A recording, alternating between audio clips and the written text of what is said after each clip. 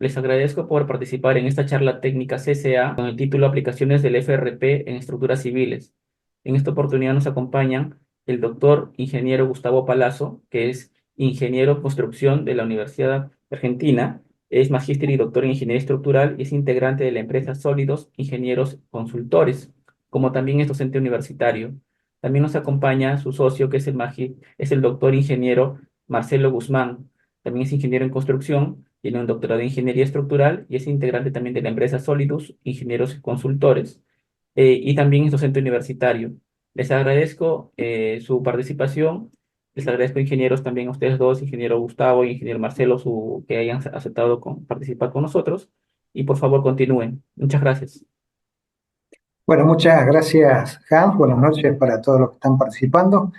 La verdad que muy interesante esta posibilidad bueno, de tener presentaciones de distintos países de Latinoamérica. La verdad que siempre es interesante, bueno, interactuar con colegas de otros países, de la región, ver en qué están trabajando, cómo se plantean los distintos problemas de ingeniería. Así que para nosotros siempre con mucho interés participar. Bueno, lo que vamos a presentar hoy está denominado como aplicaciones de los polímeros reforzados con fibra, FRP, por la sigla en inglés, para estructuras civiles. Y bueno, yo voy a presentar una primera parte con consideraciones generales de este sistema y después Marcelo Human va a seguir con un detalle de todas las evaluaciones que hay que hacer en la estructura antes de colocar estos sistemas, durante la colocación de estos sistemas, qué es lo que hay que evaluar, y finalmente, una vez que el sistema esté colocado, también cuáles son los controles de calidad para asegurar que eso va a tener un desempeño adecuado. Bueno, acá vemos una forma de aplicación de estos sistemas, que es en un edificio escolar acá de la provincia de Mendoza, donde las columnas vemos que están en negro porque sobre la superficie del hormigón armado se ha colocado como un tejido que se ha adherido a la superficie del hormigón, y eso es bueno para un efecto, en este caso, de refuerzo estructural, darle mayor capacidad bueno, a la columna, a flexocompresión, y también para darle mayor ductilidad por el tema también del confinamiento. Y en el caso de las vigas, bueno, se han colocado en la zona de formación potencial de rótulas plásticas, en los extremos de las vigas, como nuevos estribos externos formados también por un tejido de fibra de carbono, de FRP, que se ha adherido a la superficie existente de hormigón, luego una preparación particular de la superficie. Así que, como si hay personas que no tienen conocimiento de esta técnica, bueno, acá mostramos en una foto una de las posibles aplicaciones que tienen estos sistemas. Bueno, vamos a ir planteando distintas preguntas para dar un panorama general bueno, de estos sistemas de polímeros reforzados con fibra. ¿En qué caso se puede aplicar? Bueno, por ejemplo, acá hay una escuela donde ya está aplicado el sistema y bueno, había una columna corta que tenía una deficiencia en su capacidad para corte, entonces se aumenta la capacidad a corte colocándole este refuerzo, que enseguida vamos a ver en detalle cómo está aplicado. Así que puede usarse para el refuerzo de estructuras existentes, ya sea de hormigón armado, se puede usar en acero, madera, o sea, hay aplicaciones en distintos materiales. Esta es otra columna que acá se hizo una rehabilitación.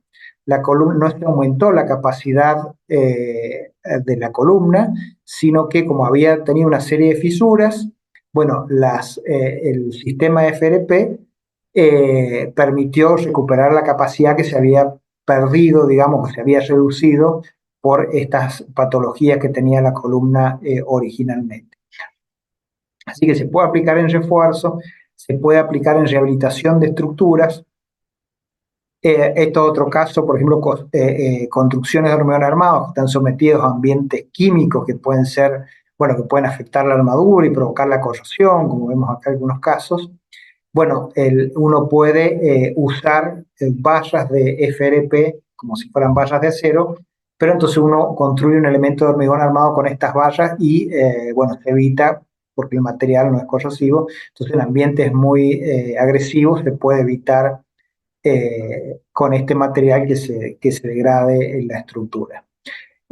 Acá en este otro caso, por ejemplo, que es un edificio en Argentina, bueno, acá lo que se hacía falta es que la estructura que se iba a colocar a nivel ya de la cubierta permitiera el paso del aire, porque había unos equipos que había que refrigerar, y tenía que ser esa estructura transparente a las ondas electromagnéticas por ondas de radio, entonces no se podían usar estructura metálica. Entonces también se hace FRP para elementos estructurales y no solamente, como veíamos recién, para refuerzo o para rehabilitación.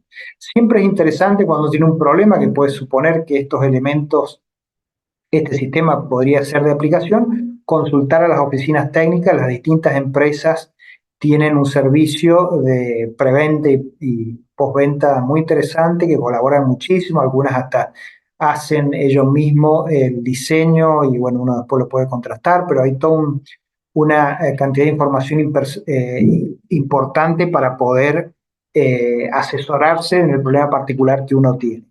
Y lo mismo, hay información en la web de cada una de estas empresas que también tiene altamente detalles, información, casos de estudio, entonces uno bueno, puede asociar su problema a lo que está en la web y decidir si esta puede ser una alternativa. Bueno, ¿qué son los sistemas de FRP?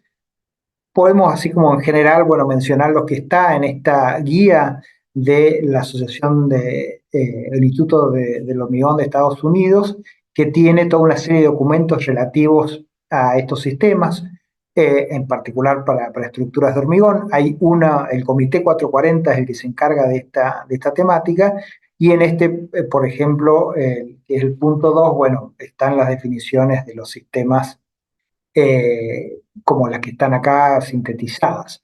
Entonces, estos polímeros reforzados con fibra están destinados a rehabilitar o reforzar estructura hormigón. No es solamente para estructura hormigón, pero como estamos tomando la guía americana del hormigón, se refiere a esto. Y dice, bueno, son una alternativa a las técnicas tradicionales de refuerzo. Este sistema utiliza materiales compuestos de polímeros reforzados con fibra, que bueno, se une a una estructura existente, que decíamos no solamente de hormigón, o también, según una disposición, como está conformada este sistema, se puede calar, digamos, la superficie de hormigón de una viga, de una columna, y colocar como barras cercanas a la superficie, que sería como una armadura agregada, pero con estas propiedades del FRP. Las principales ventajas son, bueno, que son materiales muy livianos respecto a los materiales tradicionales en la construcción, son relativamente fáciles de instalar, aunque hay, bueno, Marcelo va a destacar todo el proceso de instalación y que hace falta también una mano de obra especializada en su colocación, y bueno, y que no tienen corrosión, por eso que decíamos que son de aplicación también en ambientes agresivos. Bueno, ¿cómo podemos ver materializado este sistema? Bueno, hay distintas empresas, bueno, acá tenemos SICA, que en la página de la web de Chile muestra esta forma de utilizar la fibra de carbono, que sería con placas. Entonces estas placas se pueden poner, por ejemplo, acá abajo de la viga, como si agregáramos armadura, nada más que en este caso de FRP y no la armadura de acero. Podemos tener estas placas que forman estribos también externos con la misma función. Podemos tener la necesidad de hacer un orificio en una losa, entonces con estas placas se refuerza la zona que se ha habilitado por esa perforación. Bueno, igual acá que hay una puerta. O sea, hay distintas ubicaciones de estas placas, pero básicamente es como si fuera una armadura externa que estamos colocando, ya sea para agregar resistencia o capacidad a fricción o a corte. Bueno, también están los tejidos que veíamos en la foto de la presentación de esta parte. Entonces, bueno, también son como telas que tienen determinado ancho y determinada longitud. Y bueno, acá, por ejemplo, se hace un confinamiento de la columna, también como veíamos en la primera imagen. Bueno, hay todo un sistema de colocación, pero se va entonces colocando este tejido, y no son placas o pletinas, sino directamente un tejido con menor espesor y mayor ancho, etcétera. Bueno, otra posibilidad son anclaje, así como también tenemos anclaje en las armaduras de hormigón armado. Acá, por ejemplo, se está colocando armadura de un tejido para aumentar la capacidad de corte, pero claro, ese estribo no da vuelta a toda la viga porque ya está la losa construida. Entonces, para anclar esta fibra digamos, al resto de la estructura, se utilizan estos anclajes, que básicamente es como un rollo de FRP, que en un extremo mediante una perforación y un adhesivo químico se queda anclado en la parte superior de la viga o de la losa, y después se abre acá para permitir después la adhesión del tejido que estamos agregando después a este otro tejido que está anclado en su extremo superior. Así que es todo un tema también el tema de los anclajes de FRP. Bueno, acá también la página de SICA, acá vemos también tejidos de FRP, bueno, como decíamos, pletinas, elementos de corte. Acá se aumenta el corte, pero con un tejido, no con una pletina. Acá está como también con pletinas o placas de FRP para aumentar como la armadura de tracción, pero en este caso armadura de FRP. Bueno, lo que veíamos recién también para muros de mampostería también. Hay toda una serie de aplicaciones que uno lo puede ver también en estas páginas para bueno, entender un poco más o conocer un poco más las distintas aplicaciones que tiene.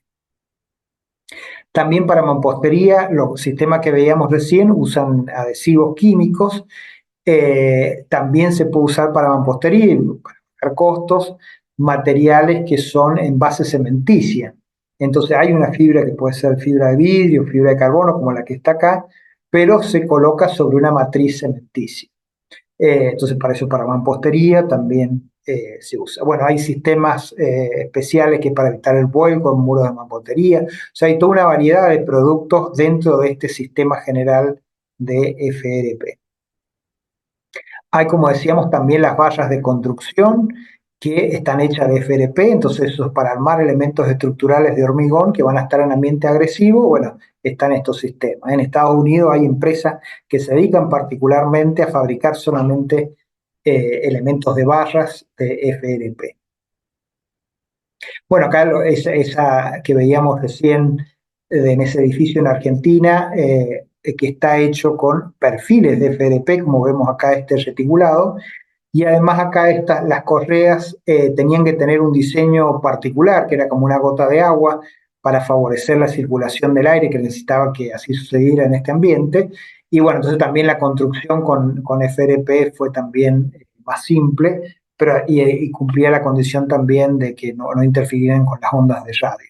Entonces también se hace en perfilería. Esta perfilería es de fabricación de una empresa en Argentina, y estas correas también se han hecho acá. Bueno, están todos los bulones también con este sistema. Así que bueno, hay toda una serie de productos que están dentro de este sistema de FRP, como son las pletinas, como son los tejidos, como son, digamos, las vallas de acero, como son los anclajes, como son perfiles, etcétera. Y bueno, pero así como uno va en una página web y empieza a conocer cómo es el producto, ya cuando uno elige un determinado producto de una empresa particular, uno se encuentra con detalles técnicos como esta hoja de la empresa Sika, que es para el tejido Sika Wrap, y que dice 600C. Bueno, C es porque es una fibra de carbono, en general son fibras de vidrio y fibras de carbono, es la que tiene mayor comercialización, y el 600 es la cantidad de fibras de carbono que hay por metro cuadrado bueno, de cómo viene el tejido. Por supuesto, a mayor cantidad de fibra, mientras el número sea más grande, pues la resistencia o los parámetros mecánicos son mayores en cuanto a resistencia de ese material. Entonces, ¿qué nos podemos encontrar en esta información técnica? Bueno, cuáles son las características y ventajas, una descripción particular del producto. Por ejemplo, hizo acá tejido unidireccional, es decir, que la resistencia que va a tener este tejido es en una dirección, pero hay también bidireccionales y bueno, o en más direcciones también. ¿En qué uso se recomienda usar este producto? ¿Cuáles son bueno, cómo se presenta? Bueno, acá están las dimensiones: 50 centímetros de ancho, 50 metros de largo, vida útil. Bueno, acá está lo del 600. Bueno, lo importante también, cómo aseguramos, cómo confiamos que las propiedades mecánicas de este producto están aseguradas. Bueno, acá están los ensayos que se han hecho en distintos laboratorios. Hay información técnica del espesor, por ejemplo, fíjense, son de cero, sin aplicar los adhesivos, ¿no? Pero 0,3 milímetros, muy, bueno, y acá teníamos el peso también, 30 gramos por metro cuadrado. Bueno, temas de parámetros mecánicos, resistencia, etcétera. Todo eso está en la información técnica de cada producto. Y después también hay información, esto es un tejido, pero como decíamos, el sistema lo integra bueno, la fibra de carbono y cómo se adhiere a la estructura donde se va a aplicar. Entonces, bueno, cada empresa tiene, y según el tipo de producto, una forma y una metodología y ciertos productos que hay que agregarle a ese tejido, por ejemplo, de fibra de carbono, para que constituya un refuerzo, una rehabilitación, en este caso una estructura de hormigón.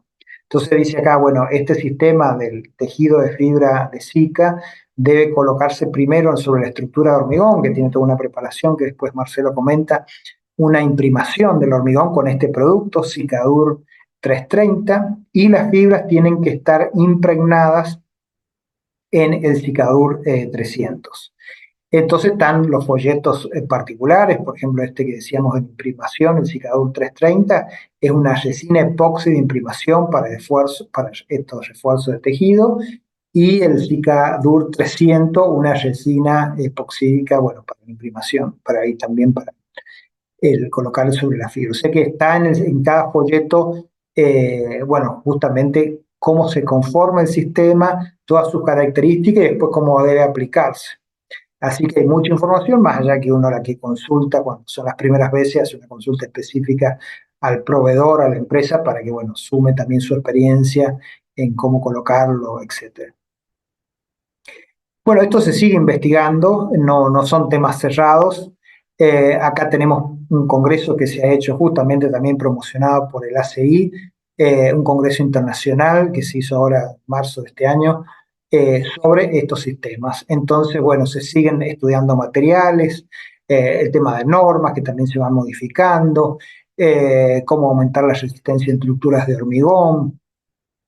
¿Qué pasa con esto? Se ha desarrollado con, digamos, no fue un desarrollo posterior, como es el desempeño del FDP para estructuras sismoresistentes, cómo son las aplicaciones y los avances que se han logrado para estructura de mampostería. Bueno, un montón de temas específicos que se siguen estudiando y que se sigue avanzando, así como en los otros materiales se sigue haciendo nuevas propuestas de cómo implementarlo, cómo usarlo y cómo verificar sus capacidades. Así que bueno, acá está el link también del Congreso, donde uno puede tener información actualizada. Bueno, hemos visto estas características generales de este sistema de fibra FRP. Ahora, ¿cómo determinamos la resistencia de diseño de una estructura al cual estamos agregando este sistema? Bueno, una de las posibilidades, hay ya programas que son, por ejemplo, esto del Simosoft, de una empresa italiana, que uno ya elige, tiene un módulo especial para diseñar con este tipo de refuerzo, y uno elige, bueno, si es tejido, si es pletina, o sea, uno empieza a hacer, bueno, todo proceso iterativo de diseño, y acá uno tiene la posibilidad de elegir distintas marcas comerciales y dentro de cada marca distintos productos, a ir, bueno, verificando cuál es el diseño que le parece más conveniente. Entonces acá hay toda una selección de lo que hay en el mercado y que este programa tiene cargado. Después están los programas que tienen particularmente las empresas, por ejemplo, Zika, Mapei. Bueno, hay programas particulares donde uno va eligiendo el tipo de elemento estructural, las cargas que tiene, las cargas, por ejemplo, que quiere aumentar, que pueda soportar esa estructura, y bueno, elige el tipo de fibra ya específicamente de esa empresa y después hace el diseño. Y hay, por ejemplo, ejemplos que en esta guía que recién mencionamos del ACI 440, que hay ejemplos desarrollados y para que uno pueda entender el proceso de diseño antes de ir a un cálculo automático mediante un software.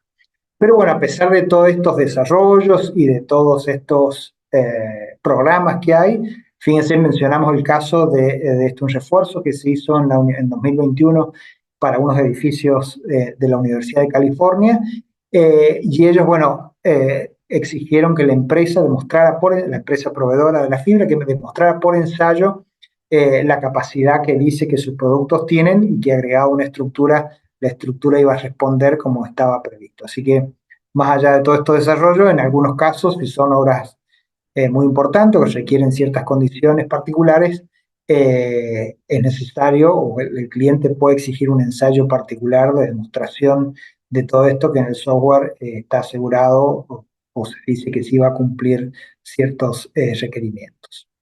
Pero bueno, en particular si vemos estos, si vamos a esta guía y vemos qué ejemplos tiene desarrollado, bueno, podemos encontrar, por ejemplo, una viga que necesitaban que aumentara las cargas vivas, y entonces había que aumentar la capacidad de flexión. Entonces, bueno, se hace, acá están las características de las fibras que se eligen, y bueno, se colocan en este caso 3 capas de un tejido o de FRP para lograr que la resistencia actual sea la que responde a las nuevas cargas que va a tener esta viga. Así que es un ejemplo clásico de aumento de la capacidad, que bueno, que está limitado también en cuanto vamos a aumentar la capacidad respecto de la estructura, la capacidad que ya tiene la estructura existente. En este otro caso, en vez de usar estas pletinas o este tejido pegado al fondo de viga, bueno, acá se ranura el fondo de viga y se colocan estos barras de FRP, que es como nueva armadura, pero no queda pegada a la superficie, sino dentro de la misma viga, pero bueno, hay que hacer el calado de la misma. Así que el mismo fin, cómo aumentar la capacidad de flexión colocando estas barras de FRP. En este otro caso, bueno, hay un extremo de la viga que lo que no tiene necesidad de mayor aumentar la capacidad a flexión, pero sí a corte. Entonces hay que colocar nuevos estribos. Estos estribos están hechos de FRP con esta forma de C, es decir, no da toda la vuelta porque ya está la losa construida. Entonces, en este caso se ha usado tejido con un determinado ancho, como habíamos recién, bueno, en este caso de 10 pulgadas, 25 centímetros. Entonces, y se calcula con la misma teoría que tenemos para el hormigón, pero con los parámetros de la fibra, que tiene un comportamiento elástico lineal. Así que, bueno, se calcula la cantidad de la separación de estribos y bueno, lo mismo la sección de estribo, que es, en este caso sería el espesor. Así que esto para reforzar a corte. Bueno, en columnas podemos necesitar reforzar a flexo-compresión. Bueno, en la dirección donde tenemos tracción en flexión, ahí iría la dirección de la fibra para este tipo de esfuerzos en columna. O podemos necesitar que una columna existente, que es lo que normalmente pasa con las estructuras existentes, necesitamos aumentar la ductilidad. Entonces, por ejemplo, en este diagrama aumento-curvatura, en gris tenemos cuál era el diagrama aumento-curvatura de la columna original, y después agregándole un confinamiento mediante un tejido de fibra de carbono, bueno, logramos una ductilidad mucho mayor. Así que es otro ejemplo ya desarrollado para el tema sísmico que está en esta actualización de la guía 440 de 2023. O en el caso de tabiques, entonces acá, bueno, se han puesto fibras en esta dirección para aumentar la capacidad a corte del tabique, y en los extremos, en esta otra dirección, para aumentar la capacidad a compresión, tracción del tabique. Entonces hay toda una serie de ejemplos donde uno puede ver aplicaciones generales y cómo uno calcula en el paso a paso, pero bueno, básicamente se trabaja con las mismas teorías de flexión, flexocompresión y corte que se hace para hormigón armado. Es exactamente el mismo procedimiento, pero con las propiedades, por supuesto, de este material. Bueno, ¿qué empresas proveen FRP de las más conocidas? Bueno, lo importante que decíamos, el apoyo de las oficinas técnicas, eso también siempre hay que consultar, porque uno tiene un proyecto particular y ellos manejan un montón de productos, de características de ese producto, y pueden asesorar si conviene o no ese u otro, o en qué condiciones aplicarlo, o qué hay que modificar de la estructura para poder colocar estos sistemas.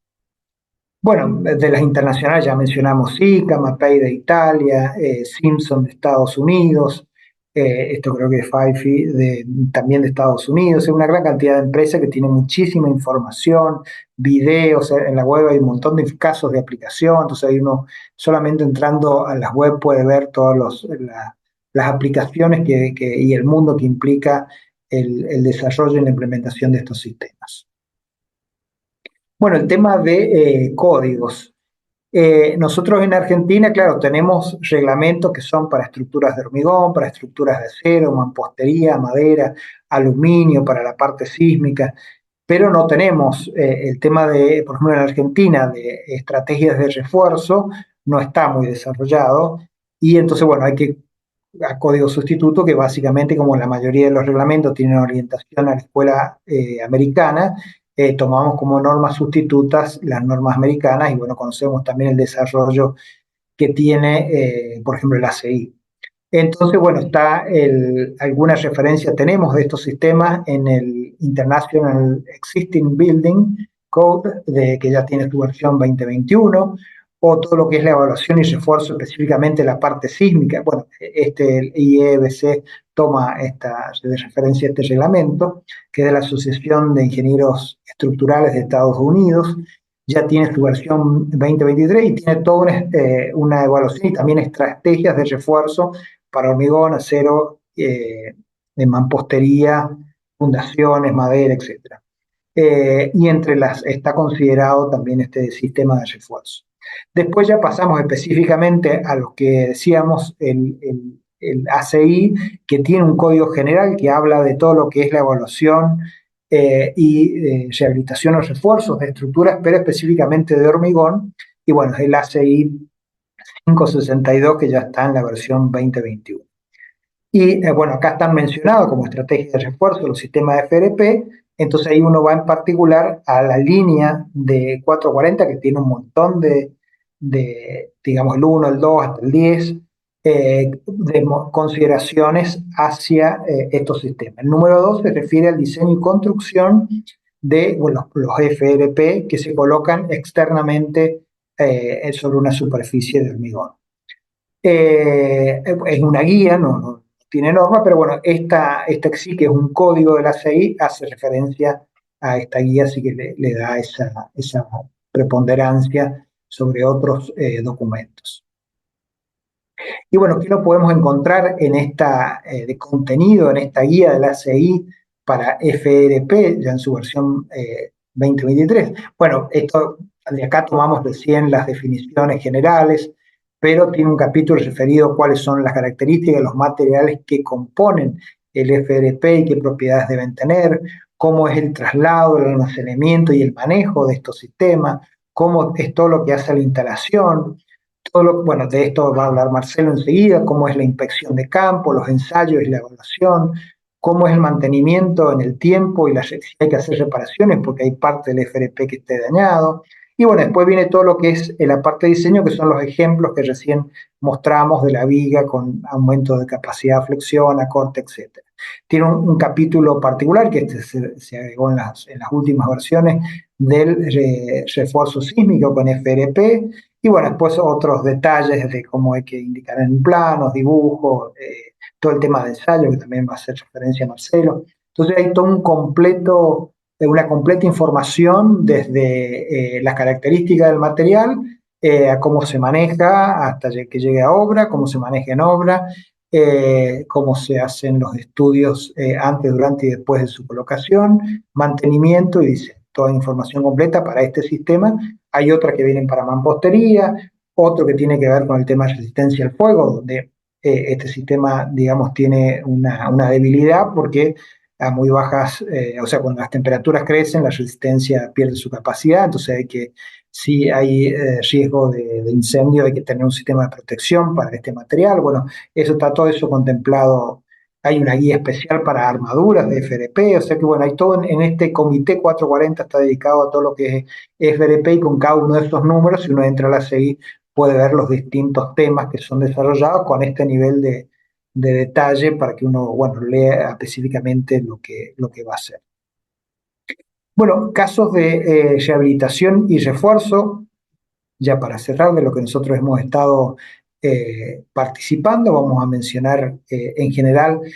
Esto es una iglesia en la provincia de San Juan. Bueno, nosotros somos de la provincia de Mendoza, en el oeste de Argentina, más o menos estamos en el centro de Argentina, pero en el oeste, sobre la cordillera de los Andes. Y acá hay una provincia hacia el norte también con alto peligro sísmico, que es San Juan, y acá hay una iglesia bueno, una iglesia antigua, que parte de la estructura se mantuvo y parte se hizo nueva, y acá, bueno, tenía columnas de mampostería, entonces para lograr el confinamiento, mayor capacidad de estas columnas, se le hizo un revestimiento con tejido de fibra de carbono. Esto es una instalación industrial, una caldera. Esa caldera está apoyada en estas bases de hormigón armado y tenía toda una serie de deterioros. Se hizo todo un proceso de rehabilitación de esas bases. Como parte, porque no siempre es el único sistema de rehabilitación que se usa o de refuerzo, como parte de este proceso de rehabilitación se confinó esta base mediante estos estribos de FRP.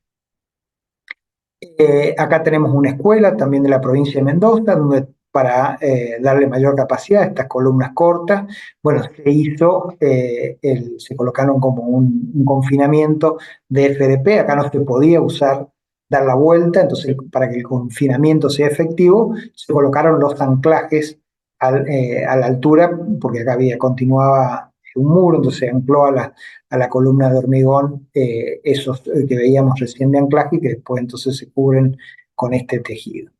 Bueno, esta es la columna que decíamos recién, que se rehabilitó porque tenía una reducción de su capacidad en el hormigón por fisuras.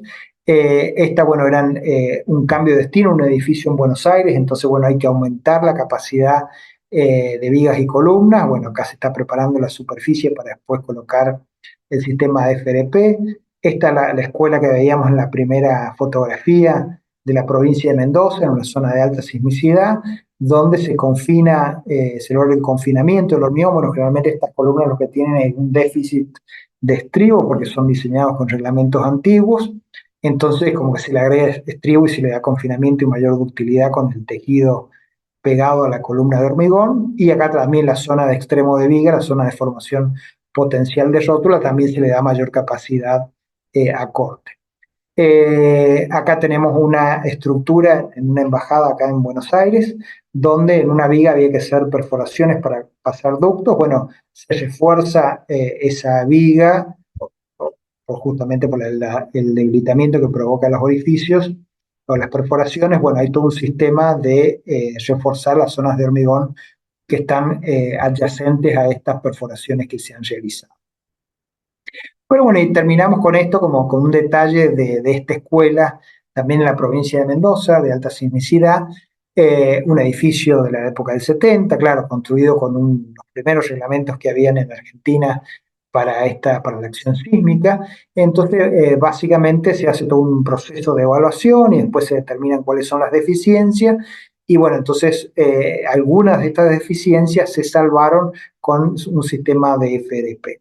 Por ejemplo, ¿cuál era una de las deficiencias? Habían ya, porque tenía un problema de asentamiento también, y que se había manifestado en un deterioro y de acá en columnas cortas. Esta era una de las patologías que presentaba. Otra de las patologías que tenía en sentido longitudinal una deficiencia, una rigidez insuficiente, entonces esto provoca derivas de piso importantes.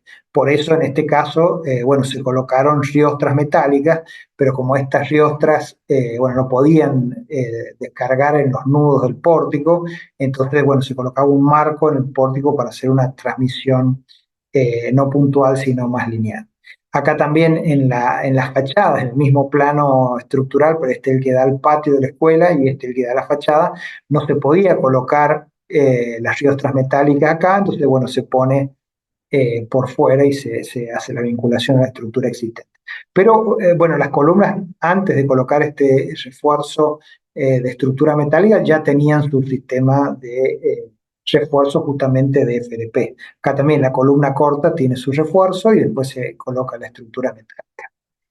Bueno, estas son las columnas que también tienen un confinamiento, son columnas que dan al patio de la escuela, que tienen este confinamiento de FRP, y esto es lo que decíamos de las columnas cortas.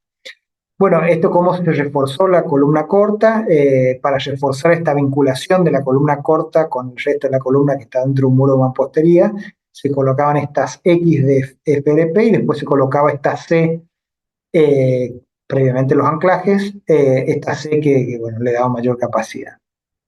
Así que ahí están todas las columnas cortas reforzadas con esta estrategia.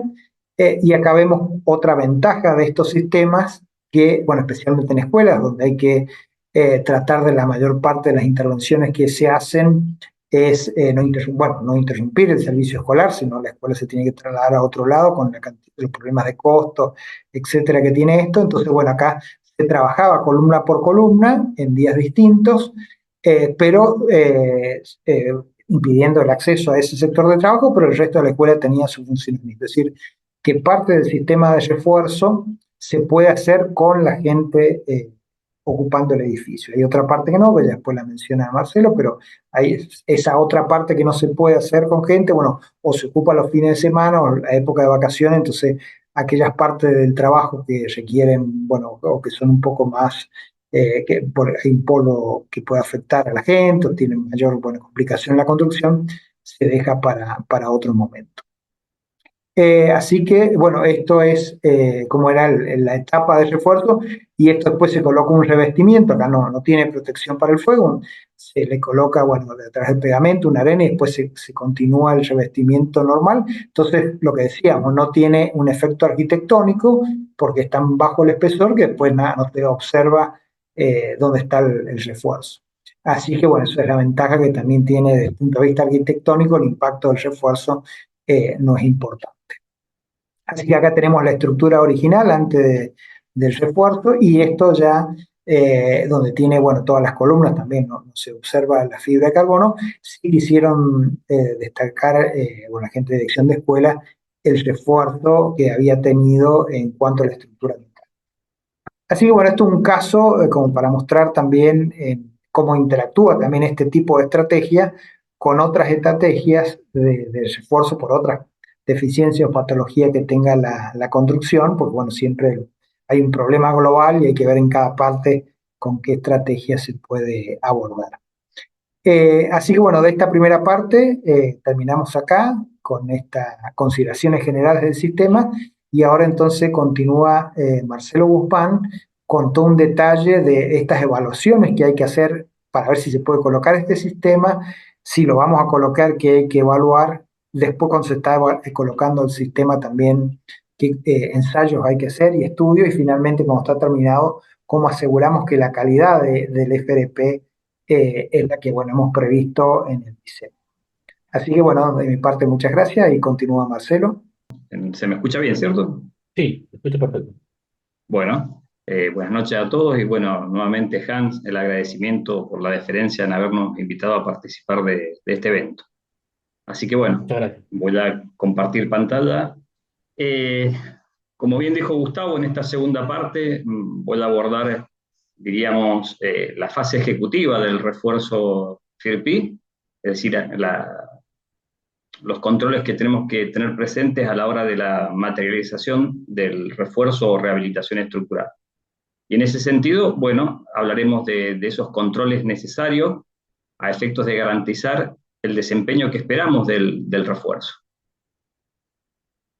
Un poco los contenidos de esta parte de la presentación tienen que ver con poder establecer si el sustrato que forma parte de ese elemento estructural que pretendemos intervenir, ya sea por una rehabilitación o un refuerzo, tiene la aptitud suficiente como para recibir a dicho sistema de reforzamiento o rehabilitación. Y una vez que hayamos evaluado si ese sustrato es apto, bueno, procedemos entonces a la preparación del mismo y diríamos, qué recomendaciones o requerimientos debemos tener en cuenta para garantizar que esa preparación sea la adecuada. Una vez, por supuesto, preparado ese sustrato, estamos en condiciones de proceder a la colocación del sistema de reforzamiento y ello implica la necesidad de llevar a cabo los controles antes de la colocación, durante la colocación y posterior a la misma, a efectos de certificar que la calidad con la cual ha sido colocado ese sistema ha sido la adecuada y en consecuencia tener la cierta garantía de que el sistema tendrá el desempeño que fue previsto en su momento de diseño. Bien, entonces hablaremos acerca de la evaluación de la actitud del sustrato que se pretende intervenir. Bien, en ese sentido, nosotros tenemos que, toda vez que se vaya a tener la idea y la necesidad de tener que reforzar un elemento estructural de hormigón armado, tenemos que evaluar en el mismo sus características mecánicas, pero también su condición de conservación material. Cuando hablamos de las características mecánicas, es decir, establecer los parámetros mecánicos de ese hormigón y de ese sustrato, para saber si el mismo tiene la aptitud mecánica de poder recibir el reforzamiento. Pero por otra parte, también si establecer cuál es su grado de conservación material, dado que si hay afectaciones sobre ese sustrato, previo a la colocación del refuerzo, obviamente hay que proceder a la reparación de esas afectaciones que pueden estar manifestándose en dicho sustrato. Y bueno, acá mostramos una serie de ensayos, diríamos, rutinarios, que no se agotan en esta imagen todos los ensayos posibles, pero tal vez mostramos los más trascendentes, y que tienen que ver con evaluar esa condición material, pero también con evaluar esas propiedades mecánicas del elemento estructural. Y podemos, bueno, extracción de testigos o de núcleos de hormigón, ensayos de esclerometría, determinación de armaduras, ensayos de potencial de corrosión, toda vez que veamos manifestaciones que puedan estar asociados, o que veamos o que sospechemos de manifestaciones que pueden estar asociadas a la corrosión de la armadura, ensayos de pull-off, y bueno, la imagen inferior también ensayos de ultrasonido. Todos los efectos de poder caracterizar, como dije, propiedades mecánicas, de alguna forma cuantificando esas propiedades, y otras tantas veces una valoración cualitativa que permite establecer cuál es la calidad del hormigón. Sí tenemos que tener presente que hay dos ensayos que particularmente van a definir si el sustrato tiene la actitud para poder recibir a ese sistema de reforzamiento. Así lo indica la CI 440 en su artículo 1.2.1.4, donde se señala que la resistencia a tracción superficial del sustrato no debe ser menor que 1,4 megapascales, así como también que la resistencia a compresión del hormigón no debe ser menor que 17 megapascales, toda vez que se pretenda, diríamos, reforzar con un sistema donde la adherencia pasa a ser la zona crítica para el funcionamiento del sistema de reforzamiento. Bien, en lo que hace a la valoración de esa resistencia a tracción superficial, eso se lleva a cabo a través de un ensayo de pull-off, tal como lo indica la norma americana ASTM, que señalamos particularmente porque en nuestro país no tenemos una norma específica para el ensayo de pull-off, por lo tanto tomamos esta norma sustituta, la que acabamos de señalar, y este ensayo de pull-off lo que implica es, a través de una mecha copa de diámetro 50 milímetros, hacer una pequeña incisión en el sustrato que pretendemos evaluar, una incisión que penetra no más de 5 milímetros y que permite, diríamos, aislar la zona de ensayo, esa zona, ese sustrato de ensayo, del resto del sustrato que está en torno a esta zona que nosotros hemos elegido como zona de ensayo. En ese sector se adhiere una pieza metálica, que se la conoce como el nombre de Dolly, ¿sí? Se la adhiere con una resina epoxídica de alta resistencia, y habiendo transcurrido unas 24 o 48 horas, es decir, que tengamos la garantía de que esa resina epoxídica haya curado lo suficiente, procedemos con un extractor a extraer esa pieza metálica, y la fuerza requerida para la extracción de la misma nos va a determinar cuál ha sido la tensión de arrancamiento que fue necesaria llevar a cabo para poder extraer esa pieza. Y en consecuencia tenemos entonces la resistencia superficial a tracción de ese sustrato, aquella que, de acuerdo a lo que establecía la ACI, no debía ser menor de 1,4 megapascales para tener una aptitud suficiente de ese sustrato y que garantizara una buena adherencia del refuerzo estructural.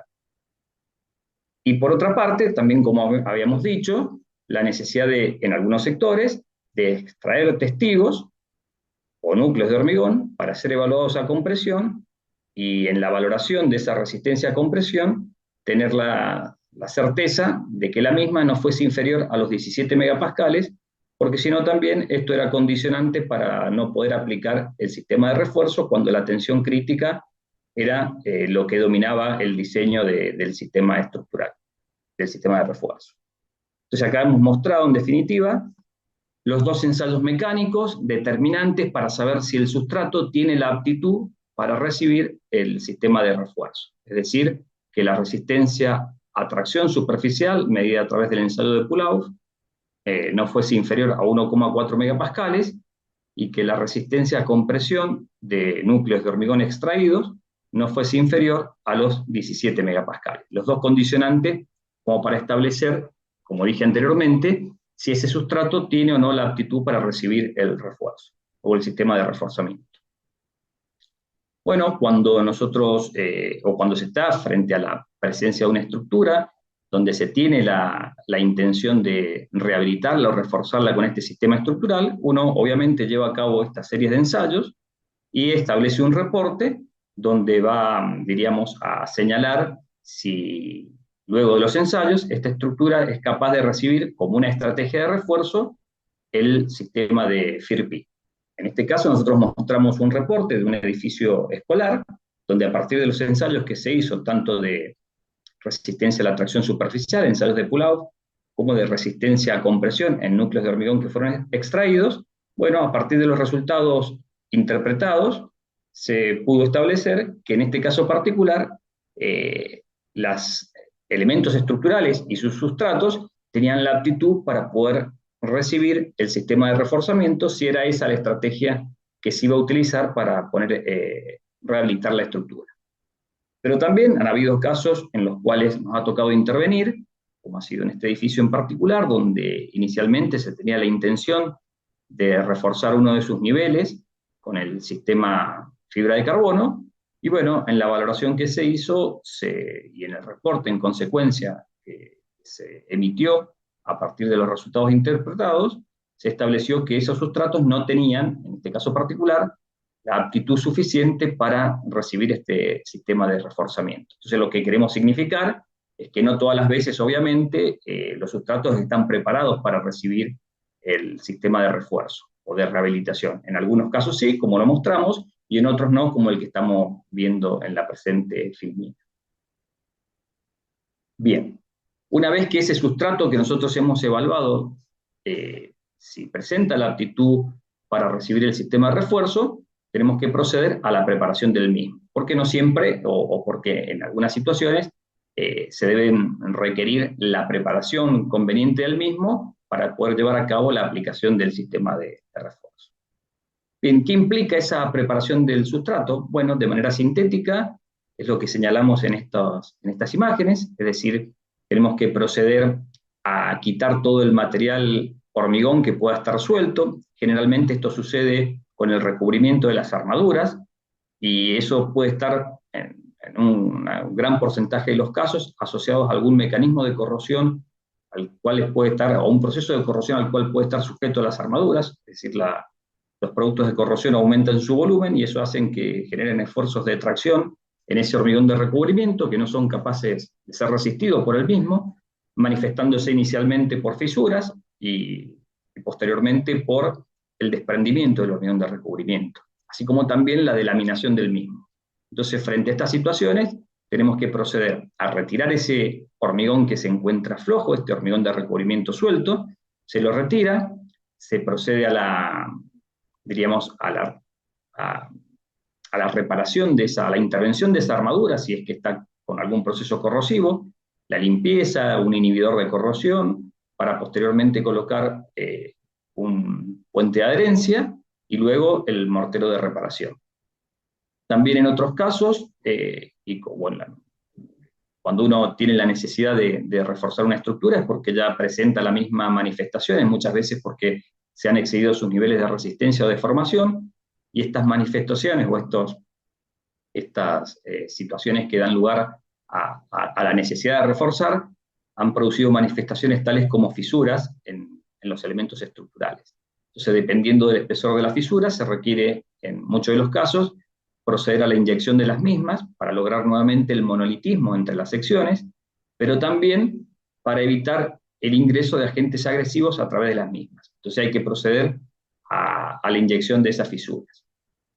También en los sustratos hay que tener la precaución y que, motivados por la metodología de llenado de esos elementos estructurales, muchas veces quedan, por los encofrados utilizados, aristas vivas. Entonces hay que proceder al redondeo de esas aristas vivas, porque van a ser zonas de concentración de tensión, toda vez que por ejemplo, se aplique un tejido que envuelva y que eventualmente pasara a través de esa arista. Entonces esa arista hay que redondearla para evitar la generación de esos esfuerzos, esas concentraciones de tensiones que podrían eventualmente cizallar a las fibras cuando éstas trabajen frente a la necesidad de las cargas que están actuando sobre el elemento estructural.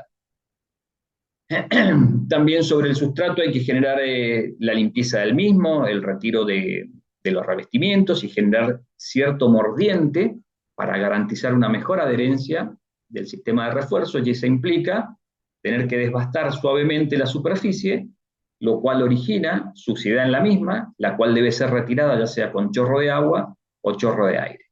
Bueno, esto que hemos señalado esquemáticamente lo podemos mostrar en algunos ejemplos donde nos tocó intervenir, como ha sido, por ejemplo, en ese edificio escolar que mostraba Gustavo. Bueno, las columnas donde se iban a recibir el sistema de reforzamiento eran columnas que habían sido desencofradas y posteriormente pintadas con un esmalte sintético, una pintura. Eso implicó entonces la necesidad de retirar la pintura, como vemos acá en esta imagen, generar un cierto desbaste superficial suave, también un redondeo en algunos casos de las aristas, y toda esa situación es la parte más sucia de la intervención, de la preparación, porque origina mucho polvillo, y es la única instancia en la cual se tiene que tomar la precaución de que el edificio donde se está interviniendo, bueno, muchas veces requiera ser desalojado para evitar la incomodidad que genera esta intervención. Bueno, superada esta etapa de la preparación de la superficie, se procede a la limpieza del mismo, como está haciendo este operario, donde a través de aire, de chorro de aire, se procede al retiro de toda la suciedad y el polvillo que pueda haber quedado adherido a la superficie del sustrato. Hay otros casos donde los sustratos requieren una intervención mayor, como vemos en este ejemplo, donde ya no solo era que había pintura, sino que había un revestimiento de yeso de aproximadamente unos 2 centímetros y medio de espesor, el cual había que retirarlo, y una vez que se retiraba el mismo, bueno, uno empezaba a encontrar ciertas afectaciones en ese sustrato que se pretendía intervenir. Y es así que vemos cómo acá el operario está procediendo a lo que comúnmente en obra se le llama el bacheo, bachear, es decir, rellenar las oquedades que pudiera presentar el sustrato, y muchas veces ese relleno de oquedades se procede con un mortero cementicio, como puede ser en este caso, o con una resina epoxídica, como puede ser en este otro. Acá vemos cómo en la preparación de uno de esos sustratos, una vez que se retiró el revestimiento, se observó el desprendimiento del hormigón de recubrimiento, y posteriormente eso implicaba proceder a repararlo, como sucedió aplicando un mortero de reparación, un mortero cementicio. Entonces lo que vamos mostrando es que muchas veces los sustratos requieren una intervención menor y en otros casos una intervención mayor. Tal es así, como podemos mostrar, otra de las intervenciones que hay que llevar a cabo, tienen que ver con la necesidad de inyectar fisuras. Este sustrato que habíamos descubierto, se veían acá 2 fisuras importantes. Estas fisuras son calafateadas con una amoladora y un disco de corte. Se hace una apertura superior o una apertura mayor a la que naturalmente tenía la fisura para favorecer la inyección de la misma. Se procede a la colocación de las boquillas de inyección y a la inyección propiamente dicha con la resina, como ya se ve en este caso terminado. Es decir, logrando el monolitismo que había perdido esa sección producto de la fisura que presentaba, y al mismo tiempo permitir el sellado de estas fisuras para evitar el ingreso de agentes agresivos que podrían eventualmente poner en compromiso, en este caso, las armaduras que formaban parte de esa viga.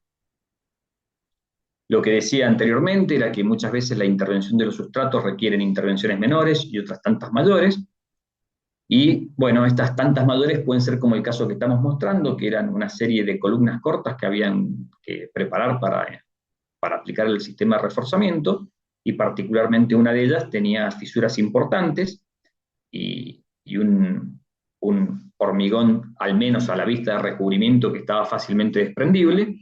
Por lo tanto, esto ameritaba no trabajar desde el sustrato, sino que proceder a la intervención más hacia el núcleo de la columna, y es así que se procedió, Pero bueno, como en todos los casos, se sabe cuándo se comienza, pero no dónde se termina, y en el caso particular se terminó con el retiro completo del hormigón de esa columna, porque estaba en muy mal estado, y se procedió a su relleno con un grouting, recuperando, en este caso, la columna a partir de la condición en cómo estaba, a proceder a una recuperación integral de toda su sección. Entonces, como vemos, la preparación de los sustratos va desde situaciones menores hasta situaciones mayores como la que estamos mostrando.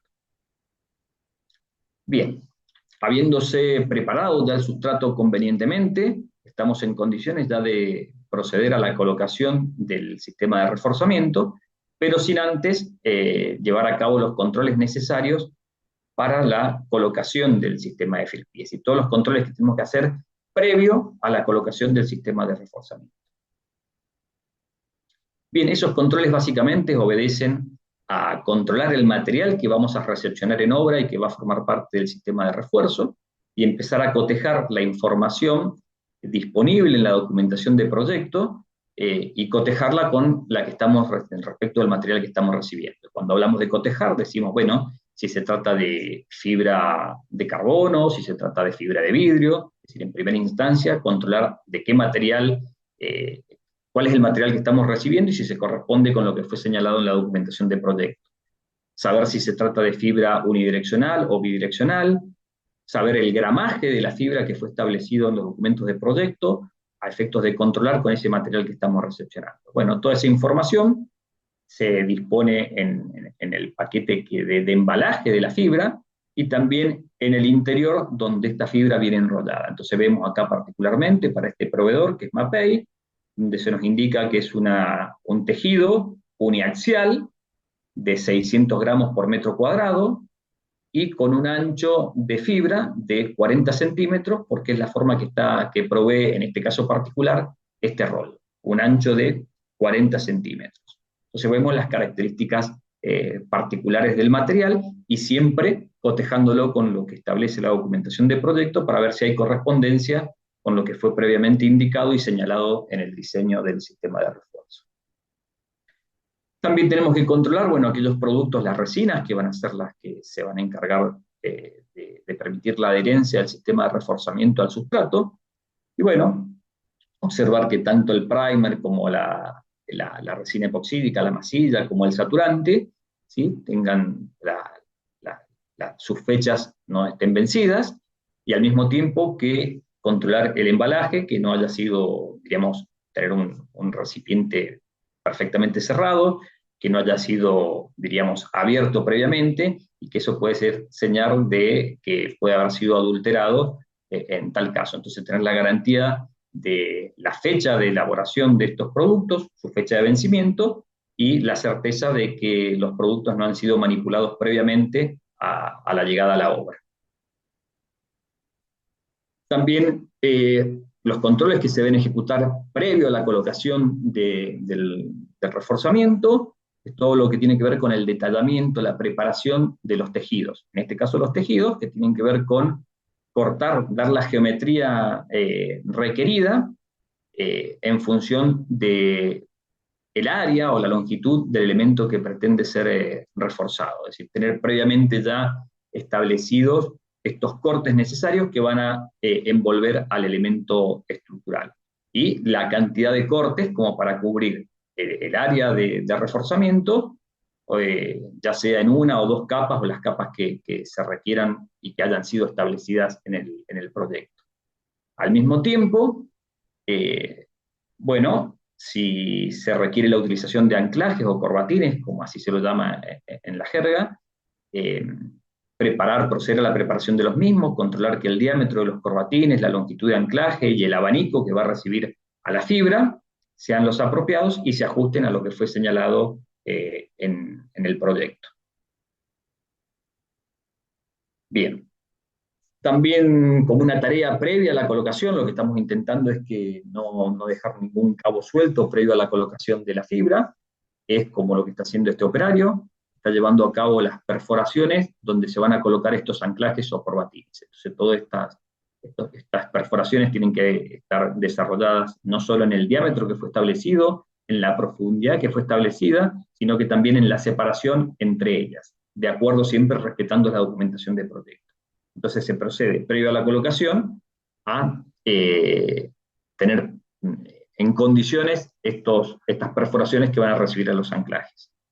También desbastar la superficie, porque muchas veces la preparación del sustrato ha implicado llevarla a cabo con alguna resina epoxídica, y en su terminación, esa resina tiene una superficie muy suave y lisa, entonces hay que generar un mordiente en ella, y se procede a un desbaste suave de la misma, y la posterior limpieza de ese sustrato para garantizar el retiro de toda suciedad que pueda interferir en la adherencia del sistema de refuerzo. Bien, entonces ya diríamos que estamos en condiciones de empezar la colocación del sistema de reforzamiento, porque entendiendo que todos los controles previos a la colocación fueron, diríamos, los adecuados y dieron la aprobación para continuar con el proceso de colocación. Entonces lo que vamos a ver ahora son los controles que fehacientemente tenemos que llevar durante la colocación del sistema de reforzamiento. Bueno, acá vemos un esquema simple de lo que es la preparación de este esquema estructural del refuerzo. Tenemos el sustrato, el primer, la pasta epoxídica, el tejido en este caso, en algunos casos previamente saturados, y eventualmente, si se lo requiere, la protección superficial de ese tejido. Bien, entonces estamos en condiciones, como dijimos, de colocar el sistema de reforzamiento, y tenemos que llevar a cabo los controles durante esa colocación.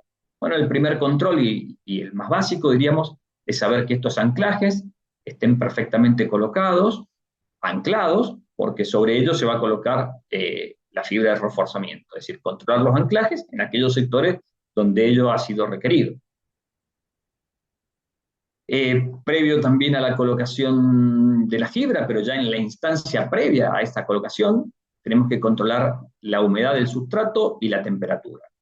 Humedades que estén por encima de del 5% en el sustrato va a dificultar los procesos de polimerización de la resina, y en consecuencia no va a dar garantía de una buena adherencia del sistema estructural. Y por otra parte, controlar la temperatura del sustrato, porque temperaturas por debajo de los 7 grados también van a, diríamos, interrumpir los procesos o demorar los procesos de polimerización, en tanto que temperaturas superiores a los 35 grados en el sustrato van a acelerar estos procesos de polimerización, que van a dificultar la manipulación en tiempo y forma del tejido que nosotros pretendemos colocar en el sustrato que estamos, o en el elemento estructural que estamos reforzando. Bien, habiendo superado estas instancias, estamos en condiciones de empezar ya a dosificar las resinas, como está haciendo acá el personal técnico, dosificando las mismas, ¿sí? Mezclando ambos componentes, el polímero y el catalizador. Y bueno, ya se procede entonces a la colocación, como vemos en la primera imagen, de la resina, del primer, que se coloca con pincel o brocha.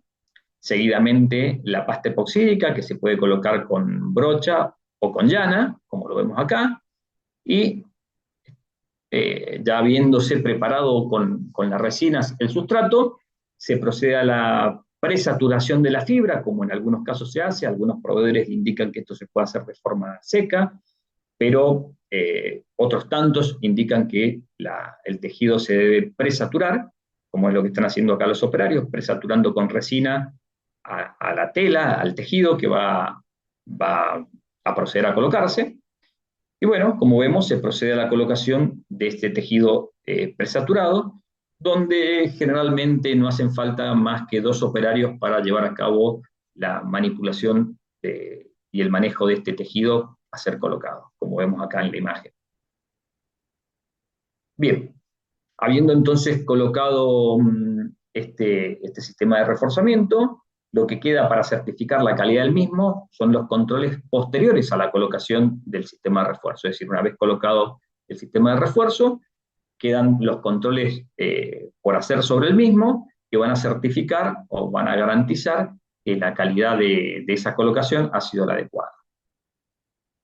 Bueno, estos controles de certificación de colocación tienen que ver con, bueno, tener presente que la fibra haya sido colocada en la dirección apropiada, en función de lo que el diseño indicó y del requerimiento que había para el trabajo de esa fibra, ¿sí? Sobre todo cuando se trata de fibras unidireccionales. En este caso vemos en la flechita en verde, indicaba el sentido correcto de alineación de la fibra unidireccional, pero vemos en la imagen con la flechita roja, bueno, como un sector de la fibra, por un descuido del operario, fue colocado en un sentido distinto. Entonces, bueno, hay que proceder a la corrección porque es un sector de fibra que no va a estar trabajando. También la alineación que requiere la fibra, muchas veces esto sucede cuando en las telas de bajo gramaje, del orden de los 300, generalmente las de 300 gramos por metro cuadrado, y cuando viene presaturada, es como que viene se ablanda demasiado la tela, el tejido, y bueno, puede suceder lo que estamos viendo en el momento de la colocación, una desalineación de las fibras que la guía ACI admite que puede estar desalineada, pero que no debemos superar los 5 grados, que eso aproximadamente es una desalineación, si lo vemos desde un plano de referencia horizontal, de aproximadamente unos 8 centímetros por metro. Hasta ese desalineado, la guía lo considera como permitido. Otro de los controles que necesariamente hay que hacer, y que en toda colocación sucede, es la generación de burbujas o oquedades de aire entre el sustrato y la fibra que se ha colocado. Evidentemente, si hay una oquedad, lo que no se está generando es adherencia en ese sector de fibra, y en consecuencia no hay transferencias de carga. Por lo tanto, debemos evitar, o si se ha producido estas burbujas, proceder a la reparación para garantizar esa adherencia entre el sustrato y el reforzamiento. Bien, las formas metodológicas para establecer esta presencia de burbujas de aire, muchas veces por ahí con la experiencia que uno va ganando, las puede determinar ya visualmente, otras tantas a través del sonido, por eso ahí se observa un mazo o un martillo de goma que se golpea la superficie, y cuando se siente un sonido campanil, es un sonido distinto, se está ante la presencia de estas burbujas de aire. Otras veces también hemos aplicado, es un poco más complejo la metodología, hacer con termografía, y acá vemos en la termografía cómo queda identificada la presencia de las burbujas de aire. Decimos que a partir de la experiencia, la forma más simple de determinar la presencia de estas burbujas de aire, cuando visualmente no lo podemos determinar, es producir como un rasguño con las uñas por la superficie, y uno va escuchando esa diferencia de sonido que permite establecer la presencia de esas burbujas de aire. Burbujas de aire que tienen que ser identificadas, y porque, bueno, se tiene que proceder a la intervención de las mismas. Si bien la guía ACI indica que aquellas burbujas que tengan una superficie menor a 1300 milímetros cuadrados pueden ser desestimadas porque no afectarían el desempeño del refuerzo estructural. Bueno, si consideramos estos 1300 milímetros cuadrados, que fuese una sección cuadrada, estaríamos hablando de aproximadamente de 35 por 35 milímetros. También hay otras consideraciones que establece la guía ACI, es decir que aun cuando son pequeñas estas burbujas de aire que pueden ser desechadas, no debieran haber más de 10 de ellas en un metro cuadrado de sistema de reforzamiento. Esas son algunas limitaciones que establece la guía ACI como para determinar si la presencia de estas burbujas van a dificultar o no el desempeño del refuerzo estructural. Bien, y el ensayo, diríamos, determinante que establece si la calidad de esa aplicación del sistema de refuerzo ha sido la apropiada, es nuevamente el ensayo de pull-off, donde vamos a llevar a cabo en un sector específico o definido de la fibra un ensayo de arrancamiento para hacer dos valoraciones. Una valoración cuantitativa, es decir, establecer cuál ha sido la resistencia de arrancamiento de esa fibra, de ese sector de fibra que hemos evaluado, y para dar garantía de una apropiada colocación, esa resistencia no debiera ser inferior a 1,4 megapascales, similar a lo que habíamos observado cuando evaluamos la aptitud del sustrato. Pero al mismo tiempo acá hay una valoración cualitativa que tiene que ver con cómo ha sido el modo de falla de esta pieza que hemos extraído a través del ensayo depurado. Son las dos valoraciones que hace la norma ASTM. En ese sentido, bueno, establece que lo cuantitativo ya lo vimos, debemos tener una resistencia, una tensión de arrancamiento superior a 1,4 megapascales, y desde lo cualitativo, tener la situación ideal es el modo de falla G, que es una falla cohesiva, que es la que estamos viendo acá, donde al extraer esa pieza lo que estamos arrancando es el sustrato, es decir, no está fallando el sistema de reforzamiento en la zona de adherencia, sino que esa resistencia es mucho mayor, lo cual motiva que la zona de rotura sea el hormigón propiamente dicho. O bien puede ser un modo de falla F, donde es una combinación entre la falla por adherencia de la fibra y la falla cohesiva del hormigón. Es una falla mixta, como la que estamos viendo en esta imagen.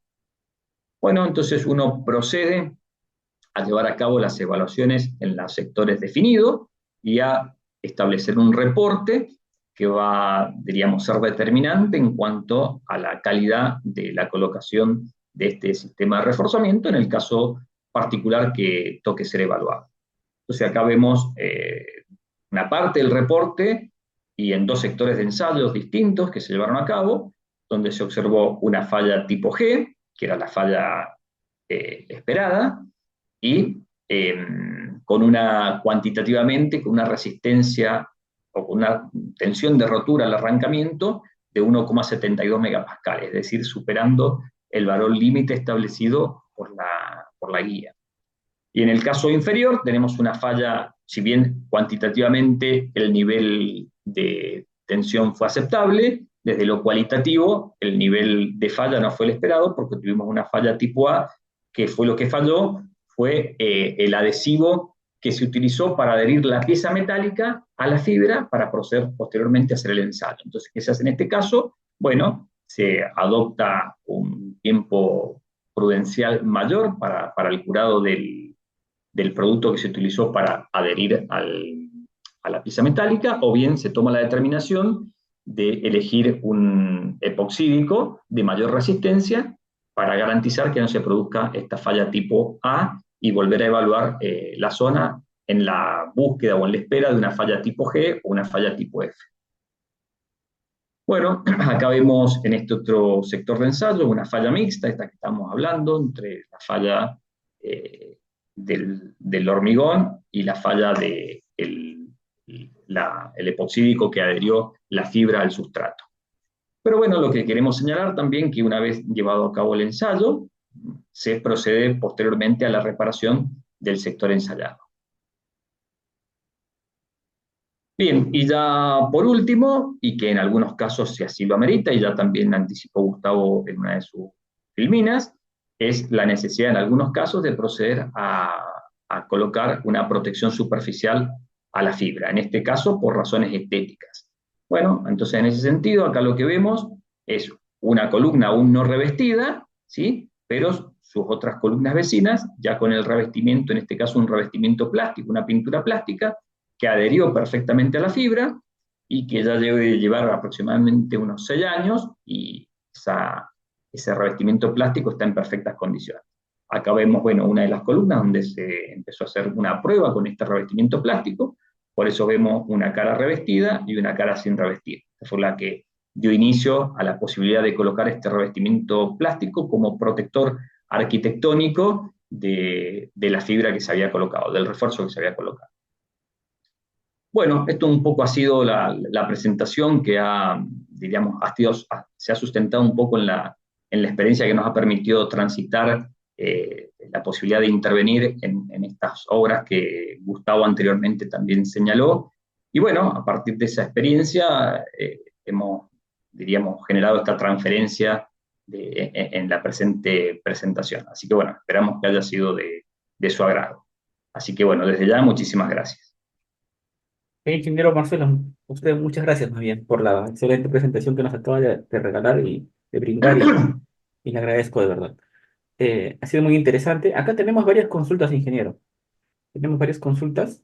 José Luis Chacón preguntó, ¿qué recomendaciones hace usted, ¿no? ¿Qué recomendaciones hace usted acerca de los reforzamientos en donde se ponen varias capas de telas o tejidos de fibra de carbono? La pregunta la hago por la característica unidireccional de que tienen las fibras y el grosor que implica tener un cambio en la dirección de la fuerza de tensión en los puntos donde se cruzan las fibras de reforzamiento. En los dos sentidos, donde, donde, donde la componente de tensión vertical puede despegar capas. Yo, bueno, Gustavo, no sé si querés vos decir, bueno, la fibra tiene características obviamente unidireccional, pero vienen fibras preparadas para el trabajo en ambas direcciones, Ujú, bidireccional, incluso con distímpulo, con cierta inclinación de la fibra que permite su trabajo en las diversas direcciones. ujú, Eh, una de las características que hace a la no posibilidad de que se produzca el debonding, el despegue de la fibra, bueno, eso está establecido en el diseño, garantizando las longitudes de anclaje y garantizando esto que estamos en cierto modo viendo, que el sustrato tenga la aptitud suficiente para recibir la fibra a partir de las tensiones superficiales. Y si en tal caso esas tensiones pueden ser de compromiso, también se pueden adoptar medidas tales como, diríamos, envolver en ciertos sectores esas zonas que uno entiende que pueden ser susceptibles de despegarse para evitar que ello suceda. Pero no sé, Gustavo, si querés aclarar algo más al respecto. No, sí, en el número de capas también hay un límite que eso está especificado en la norma, en el código, el ACI 562, que es que uno no puede aumentar de manera ilimitada la capacidad, por ejemplo, la flexión o acorte de una viga, porque depende, es un porcentaje sobre la capacidad que ya tiene la viga. Entonces uno podría colocar un N cantidad de capas sin importar cuál es la resistencia que ya tiene la viga. ¿Y eso por qué? Porque se puede prever que por algún tema de accidente, incendio o lo que fuere, se pierde capacidad el refuerzo de FRP y no puede quedar muy debilitada la estructura original. Entonces, está controlado el porcentaje de aumento que con fibra yo puedo darle a la estructura existente y eso limita el número de capas también. Nosotros no hemos, también sí surge ciertas dudas si son muchas capas y no hemos usado más de dos capas, no, así que, pero en la norma no dice más allá de ese límite, no está limitado el número de capas. Pero bueno, eso Sí, también, si uno tiene un caso de eso, siempre el proveedor de la fibra es conveniente la consulta específica para su producto. yo quiero agregar, Gustavo, lo que vos dijiste en términos de capa, que uno va perdiendo eficiencia toda vez que incorpore más capas y también, bueno, se va haciendo más complejo la colocación. Entonces, desde el punto de vista operativo, tal vez tomar, la mejor decisión es utilizar, en vez de, supongamos, dos capas de 300 gramos, utilizar una de 600 o una de 720 gramos, dependiendo del proveedor. Es decir, tratar de suplir esa necesidad de colocar más de una capa, adoptando fibras de mayor gramaje y trabajando ya con una sola capa. sí, concuerdo con ustedes, ingeniero. A mí también cuando me ha tocado hacer el cálculo con fibra de carbono, tomando como referencia a la parte numérica, es eficiente el uso de la fibra hasta las tres capas, me parece, porque a partir de la cuarta, quinta, sexta capa, el incremento de resistencia es mínimo y no es económicamente viable, no es viable porque el beneficio técnico en resistencia es mínima, ¿no? Entonces, generalmente lo que he visto yo es reforzarlo con una o dos capas, máximo tres capas, bueno, de acuerdo a lo que yo he visto en mi experiencia como calculista. Uh-huh. Lo que el ingeniero Gustavo indica es cierto, ¿no? La norma te da un límite de resistencia, un máximo de resistencia que puedes incrementar, pero no te indica el número de capas. En los software, como en el software de Zika, por ejemplo, puedes meterle, creo que hay 10 capas de fibra, claro, te la aceptan, ¿no? Pero ahí también se ve claramente que si ingresas dos, tres capas, puedes ver una mejora en la resistencia.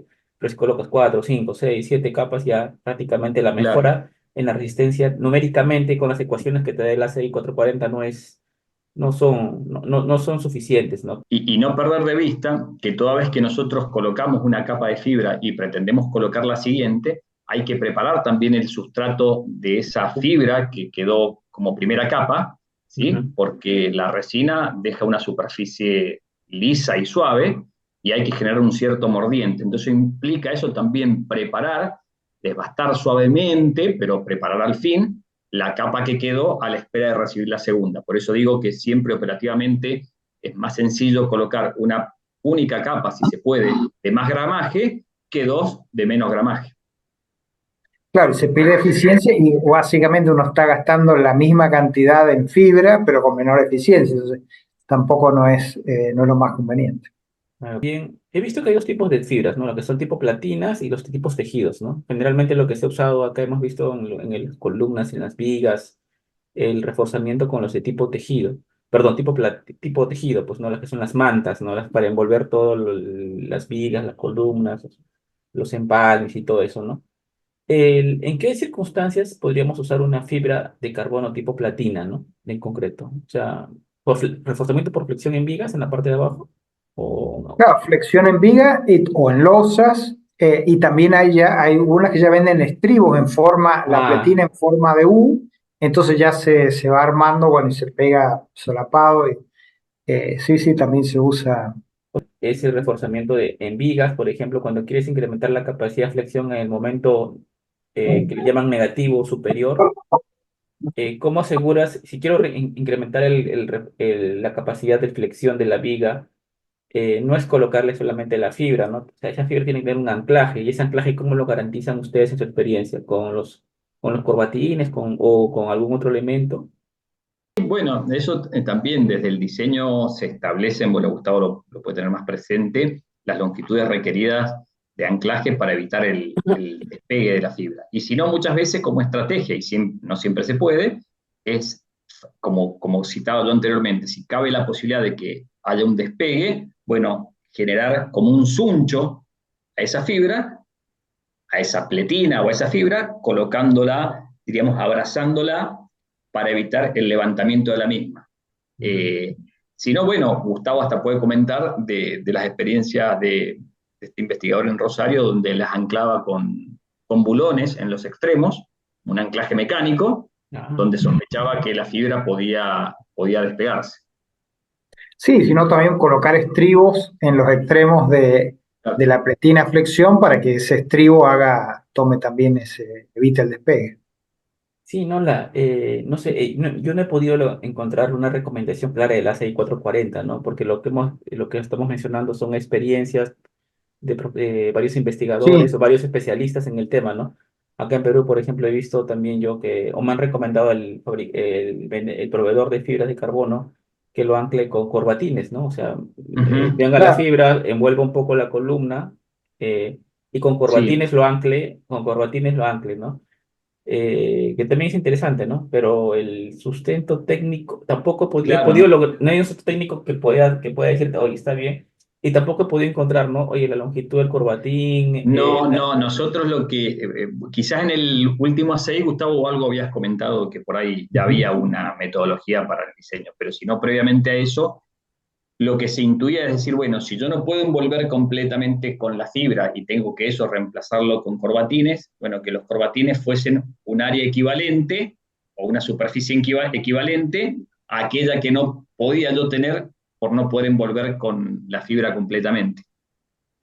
Pero bueno, eso pero todavía, a pesar que está apareciendo ahora todos estos criterios en la guía, pero el caso que te mencionaba en Estados Unidos, la Universidad de California les pidió a Simpson hacer ensayos. También era justamente columna que usaban corbatines porque no se podía hacer el confinado completo. Y ahí le pidieron que con ensayo demostrara. y lo Como pasa lograron. también en otras tecnologías que son nuevas, como aislamiento, disipación, y bueno, hay mucho más ensayo que se exige porque, bueno, son tecnologías más nuevas y, bueno, hay que verificar y más para el tema sísmico. Entonces, a veces si el proyecto es importante, bueno, o la empresa no tiene la cantidad de ensayos suficiente, bueno, puede ser esa otra estrategia más.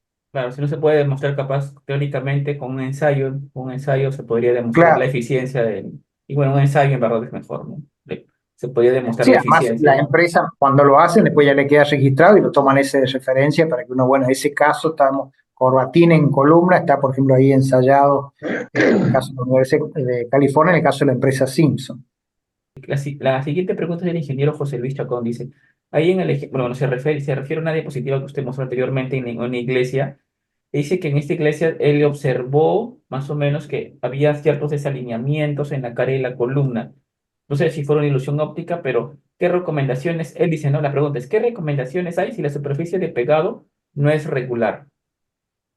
Bueno, solo en el caso de la iglesia no hicimos el diseño original, sino una mejora en la propuesta de refuerzo que había con FRP.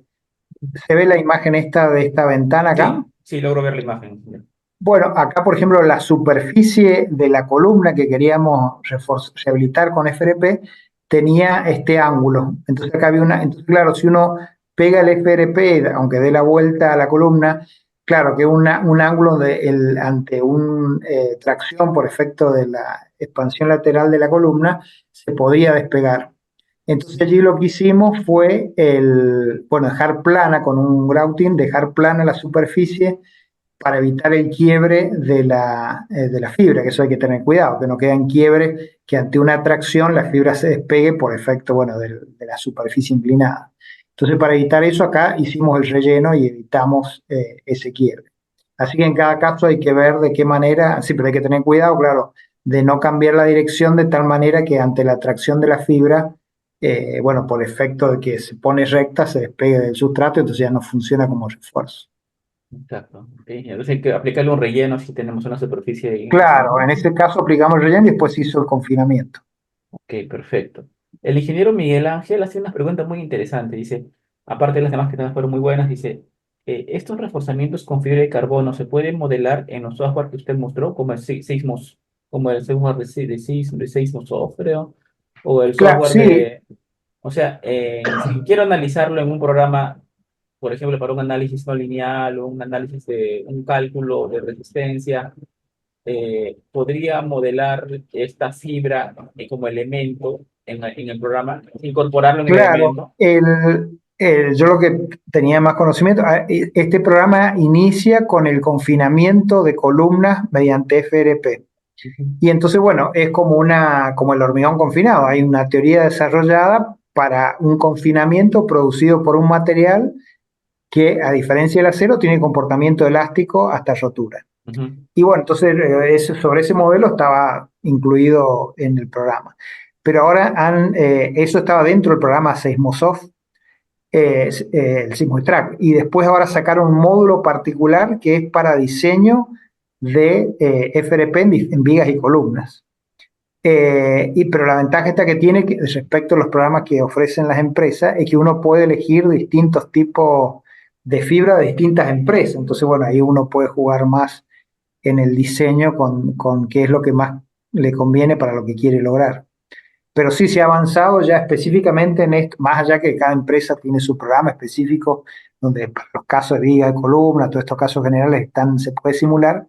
Este ya es un programa comercial que además con un correo electrónico de una universidad le dan la versión gratuita y creo que hasta cierta cantidad no, pero se pueden hacer muchas cosas. Y lo que tienen los programas Sismosoft, que es de la empresa italiana, que están con mucho desarrollo para rehabilitación y refuerzo. Porque, bueno, justamente en Europa donde más problemas hay en este tipo. Entonces hay muchos y muchos ejemplos. Y tiene, bueno, no en este caso no lo he visto, pero en los otros casos hay mucho verificación del software para casos de ensayo. Entonces está el ensayo, dio esto, y dice, bueno, con el modelo da esto. Así que esa es la diferencia, que hay muchos problemas por verificación en otros programas que están respecto a modelos analíticos. Acá está la mayoría de los casos con ensayos. Así que yo lo he visto en general, habrá que verlo en particular, pero seguramente por la filosofía de trabajo que tiene la empresa Sismosoft, deben tener también ensayos seguramente de vigas y columnas y está contrastado con lo que dice el modelo. Es como una especie de calibración, ¿no? Es con los ensayos y lo que dice Claro, el modelo. sí. Sí, todos los programas tienen lo que se llama la verificación, pero ellos tienen muchos casos de sobreensayos. Y bueno, en este caso, por ejemplo, una de las columnas que iban a ensayar, que iban a reforzar en la Universidad de California, hicieron un ensayo, un concurso internacional. Entonces dan todas las características del hormigón, el acero, empotrado acá y con una carga sísmica, bueno, una carga lateral, era pseudostática Y bueno, y uno tiene que predecir a mano o con software, con lo que sea, cuál es la respuesta de la estructura con y sin refuerzo y cuál va a ser el modo de falla, etcétera. Entonces, y bueno, y uno cuando ve los resultados de estas simulaciones, a pesar de que acá se conoce todos los materiales y la excitación, que no es lo que pasa en la práctica profesional, bueno, con todos esos resultados interviene en categoría de investigador, ingeniero de la práctica y estudiante, y bueno, hay una disparidad de resultados para una columna con todos estos datos conocidos. Hay una disparidad de resultados bastante amplia. Es interesante ver los resultados de estos concursos ciegos que se llaman, que lo hacen muchos laboratorios en el mundo.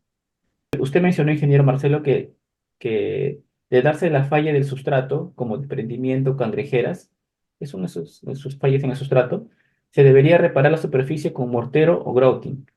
Sabiendo que para usar el producto para usar este producto como mortero o grouting se debe usar agua, ¿qué tiempo se debería esperar para poder cumplir el porcentaje de humedad requerido, que es menor al 5%? Bien.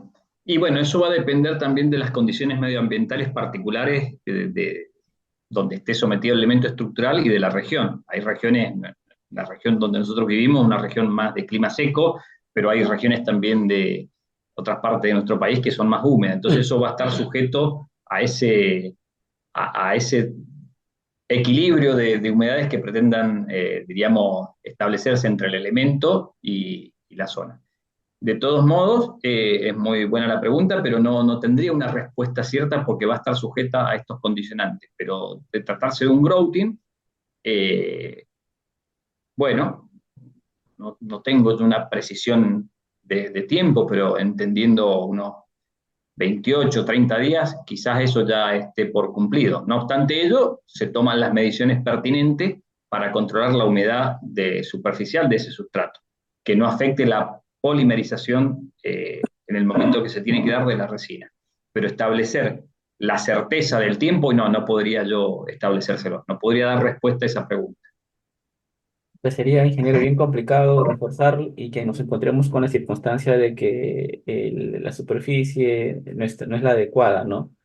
Porque siempre Sí, se refuerza con fibra porque uno sabe que la fibra es una de las formas de reforzamiento más rápidas que hay, ¿no? Más rápidas que hay. Pero si esperamos, imagínense, 28 días, 30 días no, para que... lógico. Pero nosotros estamos hablando de situaciones particulares como la que yo mostré, donde hubo que reconstituirse el núcleo Ujú. completo de una columna, cosa que uno no debiera esperar toda vez que va a utilizar un sistema de reforzamiento, porque si tenemos la chance de tener que, diríamos, desintegrar el núcleo completo de la columna, yo podría no solo modificar las condiciones del hormigón respecto de las que originalmente tenía, sino que también, hasta si se quiere, podría reestribar de mejor forma esa columna frente a esa necesidad que tuve de sacar el núcleo. Entonces, nosotros mostramos ese caso particular que no siempre se Claro, sucede, pero de todas las columnas que nos encontramos, hubo una de ellas que teníamos que proceder de una manera diferente. con esa metodología por cómo nos encontramos, pero no es que sea el caso habitual, ¿sí?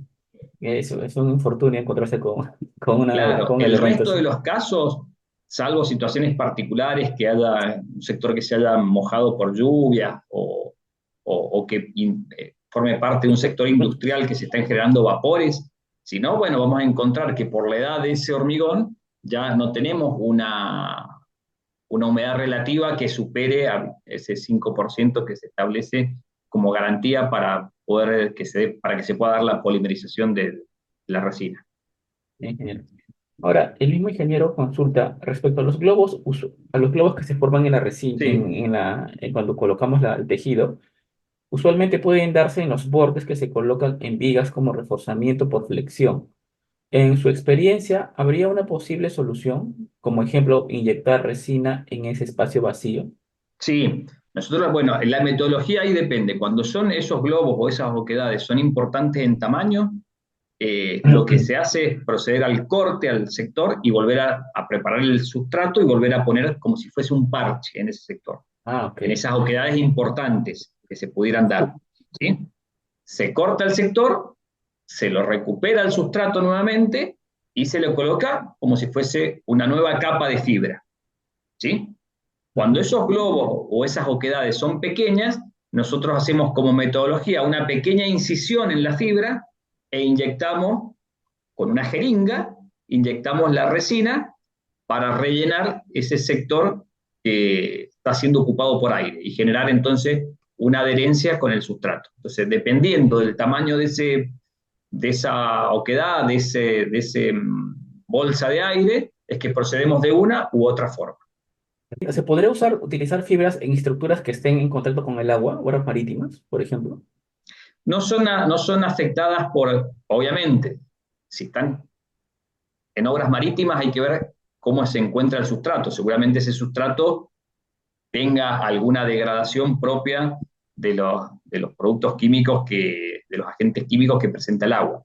Pero obviando esa situación, se podría utilizar porque obviamente tenemos que tener también presente estamos hablando de la zona por encima del pelo de agua. Habría que ver de vuelta el contenido de humedad para garantizar la polimerización, pero habiendo sido garantizado ello, estos productos no son afectados químicamente por aguas con contaminación química. Capaz no afectados químicamente, ingeniero, pero habría la posibilidad capaz que estos productos, que por la dificultad de instalación, ¿no? Yo recuerdo que Bueno, hace años atrás, cuando yo estaba empezando recién en la carrera, me tocó justo supervisar un puente atirantado que tenía unas cámaras de anclaje, que al momento de hacer el montaje del puente, las cámaras de anclaje empezaron a fisurarse. Se hizo todo un modelo matemático con elementos finitos, se modeló, luego un puntal tirante, y se decidió reforzar la cámara de anclaje como si fuera un panetón, se le envolvió con la fibra de carbono. Y estaba me tocó, yo era parte de los que hacíamos el cálculo, pero me tocó ir a campo a supervisar la instalación de la fibra, de lo cual en ese momento yo no era experto, era eso en el año 2010, 2011. Entonces, pero sí me di cuenta que al momento de instalar la fibra se formaban demasiados, eh, esas bolsas de aire uh-huh, y probablemente sean bolsas con agua, no sé, en ese momento, porque ese era el reforzamiento de la fibra cuando estaba ahí el mar, ¿no? O sea, fue muy complicado y de verdad siempre me quedó a mí la duda de que si en ese momento fue la mejor opción de reforzamiento, ya que fue una gran inversión de dinero, pero probablemente no haya sido, probablemente la fibra que se haya colocado no haya cumplido todas sus expectativas de diseño, claro. debido a que en la instalación, al estar en contacto con el agua permanentemente por esto, fue Bueno, muy difícil y se formó lleno de burbujas, lleno bueno, de globos. desde el operativo sí, desde el operativo que está señalando sí, debe ser dificultoso. Ahora, desde su afectación química, no son productos que reaccionen químicamente con los agentes agresivos. No, Eh, iba a agregar los colegas de Chile, Simpson de Chile, ellos, por ejemplo, tienen muchos casos de refuerzos de pilotes en zona de puertos con fibra de vidrio, que es más económica que la fibra de carbono. Ujú. Pero ahí ya no se aplica, ya son tubos claro, de fibra o sectores de tubos de fibra de vidrio, entonces ya está bueno, como los perfiles, esto que veíamos, ya viene fabricado de esa manera, entonces claro. después se monta en obra y se rellena del hormigón que Bueno, se ha perdido y ya queda protegido esos pilotes. Entonces, es un- para muchos problemas hay todas unas estrategias particulares de implementación. en ese caso es una chaqueta, es un enchaquetado del pilote, ¿sí? Como un encamisado con fibra de vidrio. Pero ya viene, no hay que prepararla ni Claro. ya viene así fabricada, como un perfil. Ya viene ¿Viste? prejurado. Exacto. Acá indica el ingeniero Miguel Ángel, ¿qué pasa si la resina de la fibra no cumple? Bueno, creo que dice, no cumple con los parámetros de la normativa. ¿Se desprende todo o solo ahí mismo se repara? Yo creo que se debería verificar esa fibra, No, esas claro, resinas no antes, deberíamos ¿no? llegar a esas. Los parámetros que uno controla en el momento de los controles específicos tienen que ver con que no esté adulterado el recipiente y con las fechas de elaboración. Después, no controla parámetros, diríamos, no lleva a cabo ensayos para saber si esa resina que va a utilizar cumple. Se entiende que está certificada su calidad y debe cumplir. Después, ¿qué sucedería si no se produce una polimerización adecuada? Y entendemos que no daría lugar a una adherencia, diríamos, apropiada y seguramente su modo de falla sería el despegue. El despegue, ¿no? El despegue Claro, y con el testeo, con los ensayos pull-off, ahí se Claro. verifica. siempre para la instalación de fibra de carbono, por ejemplo, cuando yo hago un proyecto de reforzamiento, al cliente le indico que la instalación de fibra de carbono no lo puede hacer cualquier maestro de obra, tiene que siempre Uh-huh. ser una mano de obra, una persona certificada, incluso creo que las empresas como SICA dan certificaciones a las personas que ejecutan estos trabajos, porque hay el caso de que les hace ese proyecto de reforzamiento de fibra y luego se lo dan a una persona que está certificada y utiliza mal los tiempos de instalación, no aplica bien las resinas, ya está lleno de burbujas. Entonces, a la larga, va a ser un gasto en vano, ¿no? Entonces, yo Ujú, creo que más que falle de la resina, probablemente, porque las resinas vienen certificadas incluso por el mismo claro. fabricante de la fibra, pero el que falle podría ser el instalador de la fibra, ¿no? Que haya hecho un mal trabajo de instalación y eso haya sido que produzca ese Bueno, despegue. eso es lo que dijimos nosotros por ahí en parte de la presentación, certificar la calidad de la colocación. Hablamos de la colocación porque se entiende que el material fue previamente evaluado desde saber su fecha que no esté vencida y su recipiente bien, bien cerrado, diríamos, ¿no? Que no haya sido adulterado. Entonces, lo que nosotros valoramos después a través de los ensayos, y así lo dice la CI, es certificar la colocación, porque es de entender que los materiales, si fueron revisados, son los apropiados. Acá el ingeniero José Luis indica, ¿no? Muchas gracias y felicitaciones por rescatar las Bueno, bondades de la fibra de carbono. Hay algunas limitaciones. Bueno, usted habló de las limitaciones, por ejemplo, que no se puede aplicar en cualquier concreto. Tiene que tener una resistencia mínima de 17 megapascales en compresión y una tracción o no pull-off de sí, 1.4, 1.4. 1.4, ¿no? Lo cual concuerdo, ¿no? Porque a veces para aplicar, la fibra de carbono no se puede aplicar en cualquier estructura, por ejemplo, no se puede aplicar en cualquier estructura. Para eso podríamos utilizar capaz otras formas de reforzamiento como los encamisados de concreto, Ujú, enchaquetamientos, encamisado metálico, ¿no? La fibra de carbono es simplemente para concretos de 17 megapascales o 175 kilogramos por centímetro cuadrado por arriba, creo, ¿no? ujú. Y bueno, y la falla ese número de 1.4 megapascales o, ¿no? Ese número, o 14, ¿no? Kilogramos centímetro cuadrado, me parece, es muy importante porque eso ocasiona la que es la muy conocida falla por debonding, ¿no? Debonding, Ujú, el despegue, ¿no? Y ujú. que es lo que no debería suceder, ¿no? O sea, cuando no tiene un adecuado concreto, lo que falla es el recubrimiento, ¿no? El recubrimiento que es Sí, la sí, falla tal H cual. que usted indicó, ¿no? Creo que la falla H que usted indicó. He visto estructuras que en verdad han fallado el recubrimiento o sea, con las cargas, o sea, y eso demuestra que ha habido una mala. Claro, eh, si el recubrimiento es malo, no tiene sentido adherir a algo que no se va a Claro. despegar con el recubrimiento. Entonces no tiene sentido una alta calidad de un material y su adhesivo si no Bueno, se va a poder es mantener. como, es como el caso que nos tocó intervenir, que no habíamos trabajado nosotros desde el proyecto, pero sí Ujú. tuvimos que hacer una readecuación en lo que fue los controles y condiciones de diseño, que por ahí no tiene sentido adherir o colocar una fibra de carbono en mampostería, porque Claro. la resistencia del sustrato no da para aprovechar el desempeño que tiene la fibra de carbono. En tal caso, coloquemos una fibra de vidrio que tiene un desempeño menor, pero que se va a ajustar a la calidad de ese sustrato, en el caso de la mampostería, donde se va a adherir. Y es lo que indica el A6440, ¿no? Porque el A6440 muestra ejemplos aplicativos de fibras, otro tipo de fibras en mampostería, ¿no?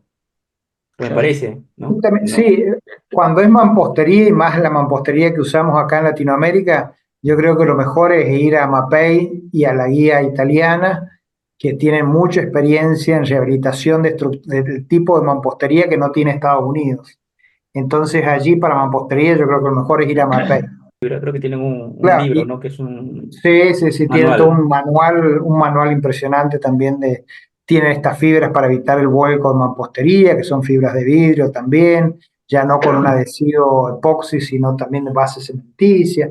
Bueno, se abaratan los costos para reforzar elementos de superficie mucho más Ujú. importante que de una viga o columna. Entonces, pero ellos son los especialistas, tienen muchos ensayos y siguen trabajando mucho en rehabilitación de estructuras, además que están en zonas sísmicas.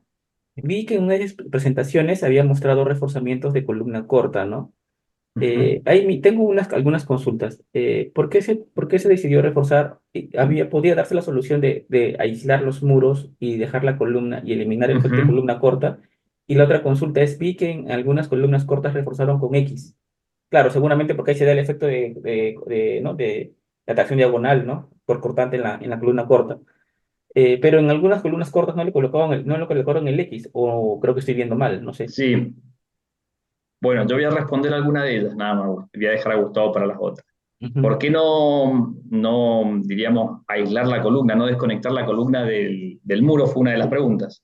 Sí, claro, Bien, para eliminar el efecto columna corta, ¿no? Porque no sé. claro. Bueno, uno de los requerimientos, sobre todo en fachada, fue no alterar esa fachada original Ujú. donde yacía la, la piedra, esta bola colocada.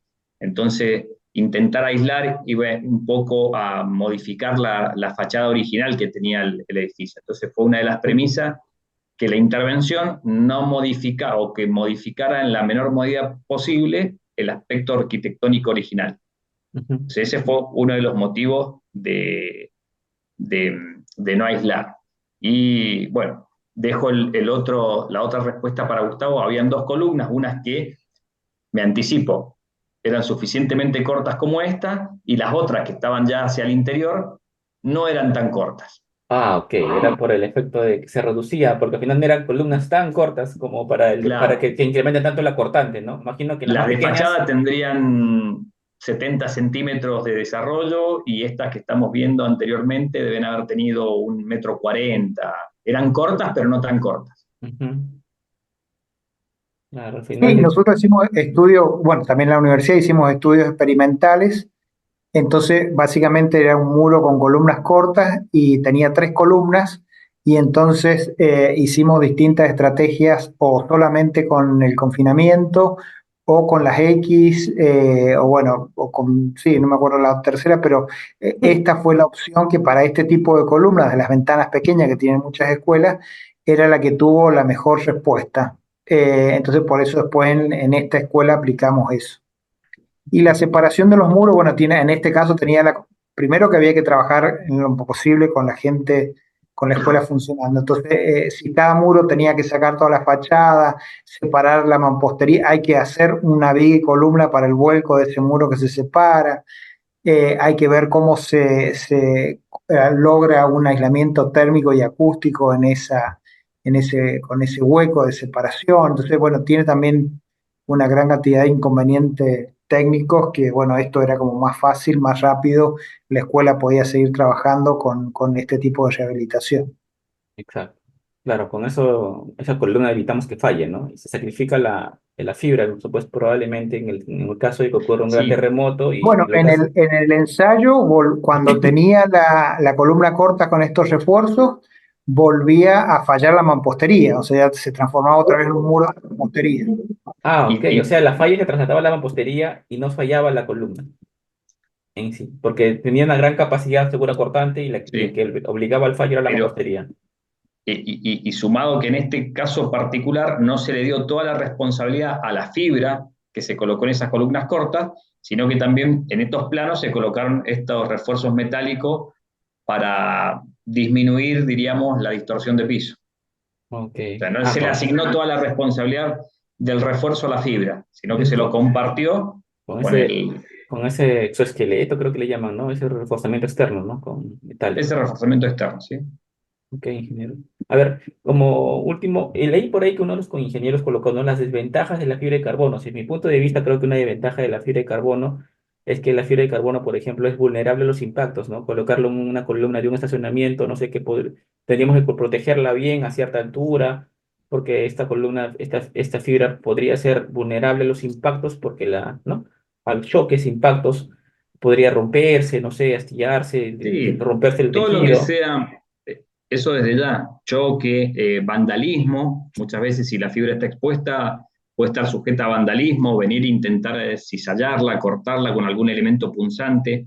Ujú. Entonces, sí, está sujeta a los posibles daños que puedan darse, ya sea accidentales, como puede ser el choque de un vehículo, como también los propios del vandalismo. Entonces, eso no escapa a la realidad. Eh, Acá lo que hicimos fue, cuando hice un proyecto cuando reforcé con fibra de carbono en funcionamiento, lo que mandamos a hacer fue protegerlo como una especie de un encamisón metálico, pero no que hiciera contacto con la sí, fibra, sino por afuera como una especie de una armadura metálica, así en las esquinas para protegerla entre los impactos. Y bueno, la fibra lo que hicimos fue que reforzamos la columna con fibra de carbono y luego encima de la fibra colocamos el adhesivo, y le colocamos con arena para proceder con el pintado, ¿no? Y el Ujú. pintado tenía una protección contra fuego, ¿no? Bien. Como es una de estacionamientos, que es una zona que puede haber algún incendio, Sí, sí, sí. esta pintura especial podría proteger a la fibra. Otra desventaja que siempre decían de la fibra de carbono y que incluso las normas anteriores al de la CI 440, las versiones anteriores, creo que las versiones del año 2010, así anteriores, no mencionaban el reforzamiento por sismo. No había Ujú. combinaciones por sismo, no había diseño por capacidad por sismo, no mencionaba, ni los ejemplos tenían sismo, ¿no? Y siempre se decía esto, ¿por qué? Porque se reforzaba con FRP solamente ante cargas gravitatorias, pero ante cargas sísmicas no se podía sustentar con una norma ASI 440 el aporte antisismo, ¿no? Del reforzamiento. Pero ya en el ACI 440, las últimas versiones, la de 2018 me parece, la 23, la de ahora, sí incluye reforzamientos con sismo. Capaz no te da combinaciones, pero creo que aplica algo de diseño por capacidad. Y también he visto que en la presentación del ingeniero indicó, ¿no? Que la fibra de carbono sí te aporta lo que le llaman la ductilidad, ¿no? O sea, le aporta capacidad de formación, lo que antes le decía que no aportaba, que solamente incrementaba resistencia, pero cero capacidad de formación. Creo que usted, ingeniero Gustavo, mencionó, ¿no? Que sí. Sí. Y bueno, bueno, antes la parte de sismo no estaba en el ACI, sino como un anexo. Ujú, Y ahora, bueno, ya hay uno de los ejemplos ahí que mencioné, claro, era aumentar la ductilidad de una columna por confinamiento con fibra. ujú. Así que ya está puesto como un ejemplo también de... Pero bueno, siempre volvemos, ¿no? A este caso de Estados Unidos, donde pedían verificar, porque, bueno, en el tema sísmico es más nuevo todavía la eficiencia o el De la desempeño fibra. de la fibra en distintas condiciones, así que se sigue estudiando y era uno de los temas de este congreso que recién mencioné, de que se hizo ahora en Estados Unidos. Y la gente de Italia también estudia mucho el tema de fibra bajo condiciones sísmicas. Sí, Siempre está bueno, bueno, seguir a los italianos también porque tienen mucha experiencia en refuerzo en estructuras sismoresistentes, que están sometidas a terremotos muy importantes. claro, en Entonces, general los europeos, tienen- ¿no? Que tienen estructuras muy antiguas y siempre están con el tema claro. del retrofit, la reparación, la restauración, esos conceptos Y bueno, claro, MAPEI tiene, desde allí, tiene mucha información de eso, siguen estudiando, ahí si uno entra a la web, distintas consideraciones de fibra para zona sísmica, y este software, el Seismosoft, es de allí, de la zona de Pavía, así que Ujú, están ellos bastante, siguiendo desarrollos. Veremos ahora, bastante. seguramente, se hacen las mundiales de ingeniería sísmica ahora en Italia, en Milán, en julio, así que ahí seguramente el tema de refuerzo con FRP va a Ujú, aparecer y tendremos actualizado, digamos, qué se hace en el mundo de la investigación y de la práctica en este tema. sí, creo que el FRP es una muy buena opción porque hace un trabajo más limpio, acorta tiempos de obra, ¿no? Suele ser un poco más Sí. caro, pero muchas veces, por ejemplo, en el tema industrial, en el tema Claro, les importa mucho los tiempos, ¿no? Justo en unas charlas parecidas a esta, conversé con otro ingeniero que se dedicaba mucho a los reforzamientos y me comentó que él hizo un reforzamiento de una clínica donde la clínica le comentó que prefería un reforzamiento, prefirió una opción de reforzamiento a otra opción de reforzamiento que era más económica debido a los plazos, Claro. porque el tiempo de inactividad es muy importante, ¿no? O sea, en los tiempos de Sí, inactividad sí. generan mucha pérdida económica, ¿no? Y ya que señalaste en la industria, aprovechan las paradas de planta, no sé si ya le llaman así a ustedes Sí, también, parada de planta. bueno, las paradas de planta que son cortas Terrible. en tiempo, bueno, para poder llevar a cabo lo que tengan que llevar en términos de intervención, y muchas veces estos sistemas de reforzamiento permiten, entonces, digamos, ser compatible con esos tiempos tan cortos que se requieren en las paradas de planta.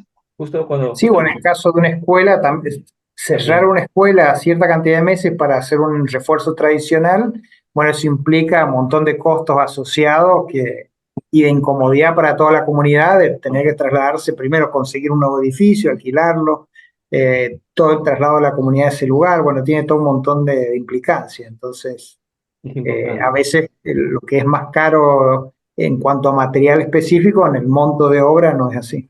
Vi que reforzó columnas. Cuando reforzó las columnas y las cimentaciones, también las reforzó con fibra de carbono o hizo un ensanchamiento, o si hubiera necesidad por flexión o no recomiendo utilizar fibra de carbono en reforzamientos de columnas, perdón, en reforzamiento de cimentaciones, de zapatas. No, no hemos tenido experiencia y cuando hemos tenido que reforzar fundación ha implicado o un recalce buscando un estrato más firme de fundación, ¿sí? Si es que lo buscamos recalzando, o bien un ensanchamiento de la fundación. Pero diríamos que siempre en lo que es el reforzamiento de fundación, lo que se ha intentado es buscar mayor capacidad de transferencia de carga, ya sea por superficie, ¿sí? Que no lo podemos lograr con la fibra, una mayor transferencia de carga, o buscando un estrato más firme, ¿sí? Manteniendo la misma superficie, que tampoco lo podíamos lograr con la fibra. Entonces, no hemos utilizado fibra por esa razón, porque siempre ha sido la necesidad de generar mejor transferencia de carga, ya sea ensanchando a la misma cota de fundación o manteniendo la geometría, pero en una cota de fundación Más profunda, de mejor calidad. para llegar a un suelo de mayor capacidad. No, el único caso fue, pero una fundación no estaba soterrada. En el caso este de la cisterna, que tenía bases de hormigón armado sobre el terreno natural, y ahí sí usamos, entre otras estrategias, el confinamiento de fibra de carbono para que esa base de hormigón armado, bueno, tuviese una mejor capacidad de corte. En la caldera, porque anteriormente dijiste la caldera, por ahí lo vas a confundir. Era una central térmica donde, bueno, la caldera, que era la que generaba el vapor para la generación eléctrica, estaba apoyada en 6 de estos pedestales, y de los cuales uno de ellos estaba muy degradado, que fue el que se intervino. Pero bueno, no estaba por encima de la cota de suelo. Y quería cerrar indicando lo siguiente, ¿no? O sea, personalmente yo creo que el SFRP me encanta utilizar a mí el SFRP en reforzamientos estructurales, porque considero que es una aplicación muy valiosa, muy importante, porque combina dos cosas importantes, que te incrementa la resistencia sin incrementarte tanto el peso y sin afectar tanto la arquitectura, ¿no? Que es lo que siempre nuestros amigos arquitectos no les gusta, ¿no? Porque, oye, voy a hacer un reforzamiento, voy a ensanchar esta columna 10 centímetros o 10 centímetros en perímetro, estás afectando directamente a la arquitectura, al usuario, al dueño, ¿no? Y también estás afectando el peso, porque mayor peso, mayor sismo va a haber. Entonces, el SSRP me parece que es muy valiosa porque te incrementa la resistencia, pero sin incrementarte tanto el peso, ¿no? O sea, Claro. una fibra de 3 milímetros, o sea, de 0,3, es prácticamente cero, es despreciable su peso, pero su aporte en resistencia es brutal, es muy alta, Sí. ¿no? Entonces, Y, es lo que... y sumado a todo eso que comentaste, que hay casi una única instancia donde se genera una intervención no deseada, que es esa generación de polvillo, pero después el trabajo es un trabajo en seco, es decir, no hay grandes requerimientos, no hay grandes acopios de materiales, no hay grandes movimientos de materiales, lo cual hace valioso porque no interfiere con la actividad normal que se desarrolla en ese edificio que tal vez esté en uso y que pretende ser reforzado. Entonces, con todas esas ventajas que implica, sumado a la rapidez en cuanto a la habilitación de ese elemento que se está reforzando. Exacto. Muchas gracias. Y pensar que, bueno, que no solamente estos elementos de refuerzo, por ejemplo, la perfilería en FRP, que se usa mucho acá en Argentina, en la parte industrial, donde hay un montón de elementos estructurales, como veíamos la cubierta, ¿no? Pero pasarelas, distintos elementos que podrían estar afectados por corrosión, y al usar esta perfilería de FRP, bueno, se soluciona este problema. Y lo otro, la armadura de FRP, que hay, como decía, hay empresas que se dedican solamente a fabricar armaduras con este material, entonces en zonas también de elevada o alta posibilidad de ataque químico se colocan este tipo de armaduras. Y hay una guía especial, ahora justamente en la página de la CI se han estado haciendo una serie de cursos de cómo, bueno, todo lo que hace el armado con este tipo de barras. Sí, también he visto el FRP, creo que lo utilizan el FRP con platina postenzada, he visto, ¿no? En reforzamiento de También hay puentes. sistemas postezados, sí, sí, sí, sí. Sí, sistemas Chile lo tiene. postenzados no, externos, ¿no? Con el FRP, esa es Claro, eso ya debe ser un súper reforzamiento, nunca lo he visto solamente por tiene anclajes catálogo. extremos unidos a la estructura de hormigón. Claro, o sea, aparte de ayudarle con la resistencia por flexión, lo postenzan a la fibra y de Claro, esa manera le dan doble funcionalidad, ¿no, ingenieros? Sí, es muy interesante esa parte. Bueno, ingenieros, como agradecimiento quisiera brindarles estos certificados a usted y doctor ingeniero Gustavo Palazzo y al doctor ingeniero Marcelo Guzmán por haber participado en esta charla técnica CCA de aplicaciones del FRP en estructuras civiles. Quisiera agradecer bastante todo su aporte de conocimientos y les deseo todos los éxitos en sus proyectos futuros y en lo personal también. Que Dios los bendiga. Muchas gracias. Bueno, Muy Muchas muchas gracias, agradecido con gracias a gracias, muy ustedes. ustedes amable, ¿eh? Muy amable, y a todos los participantes, que muy interesantes todas las preguntas que han hecho. Sí, muy amable. muchas gracias. Nos estamos viendo.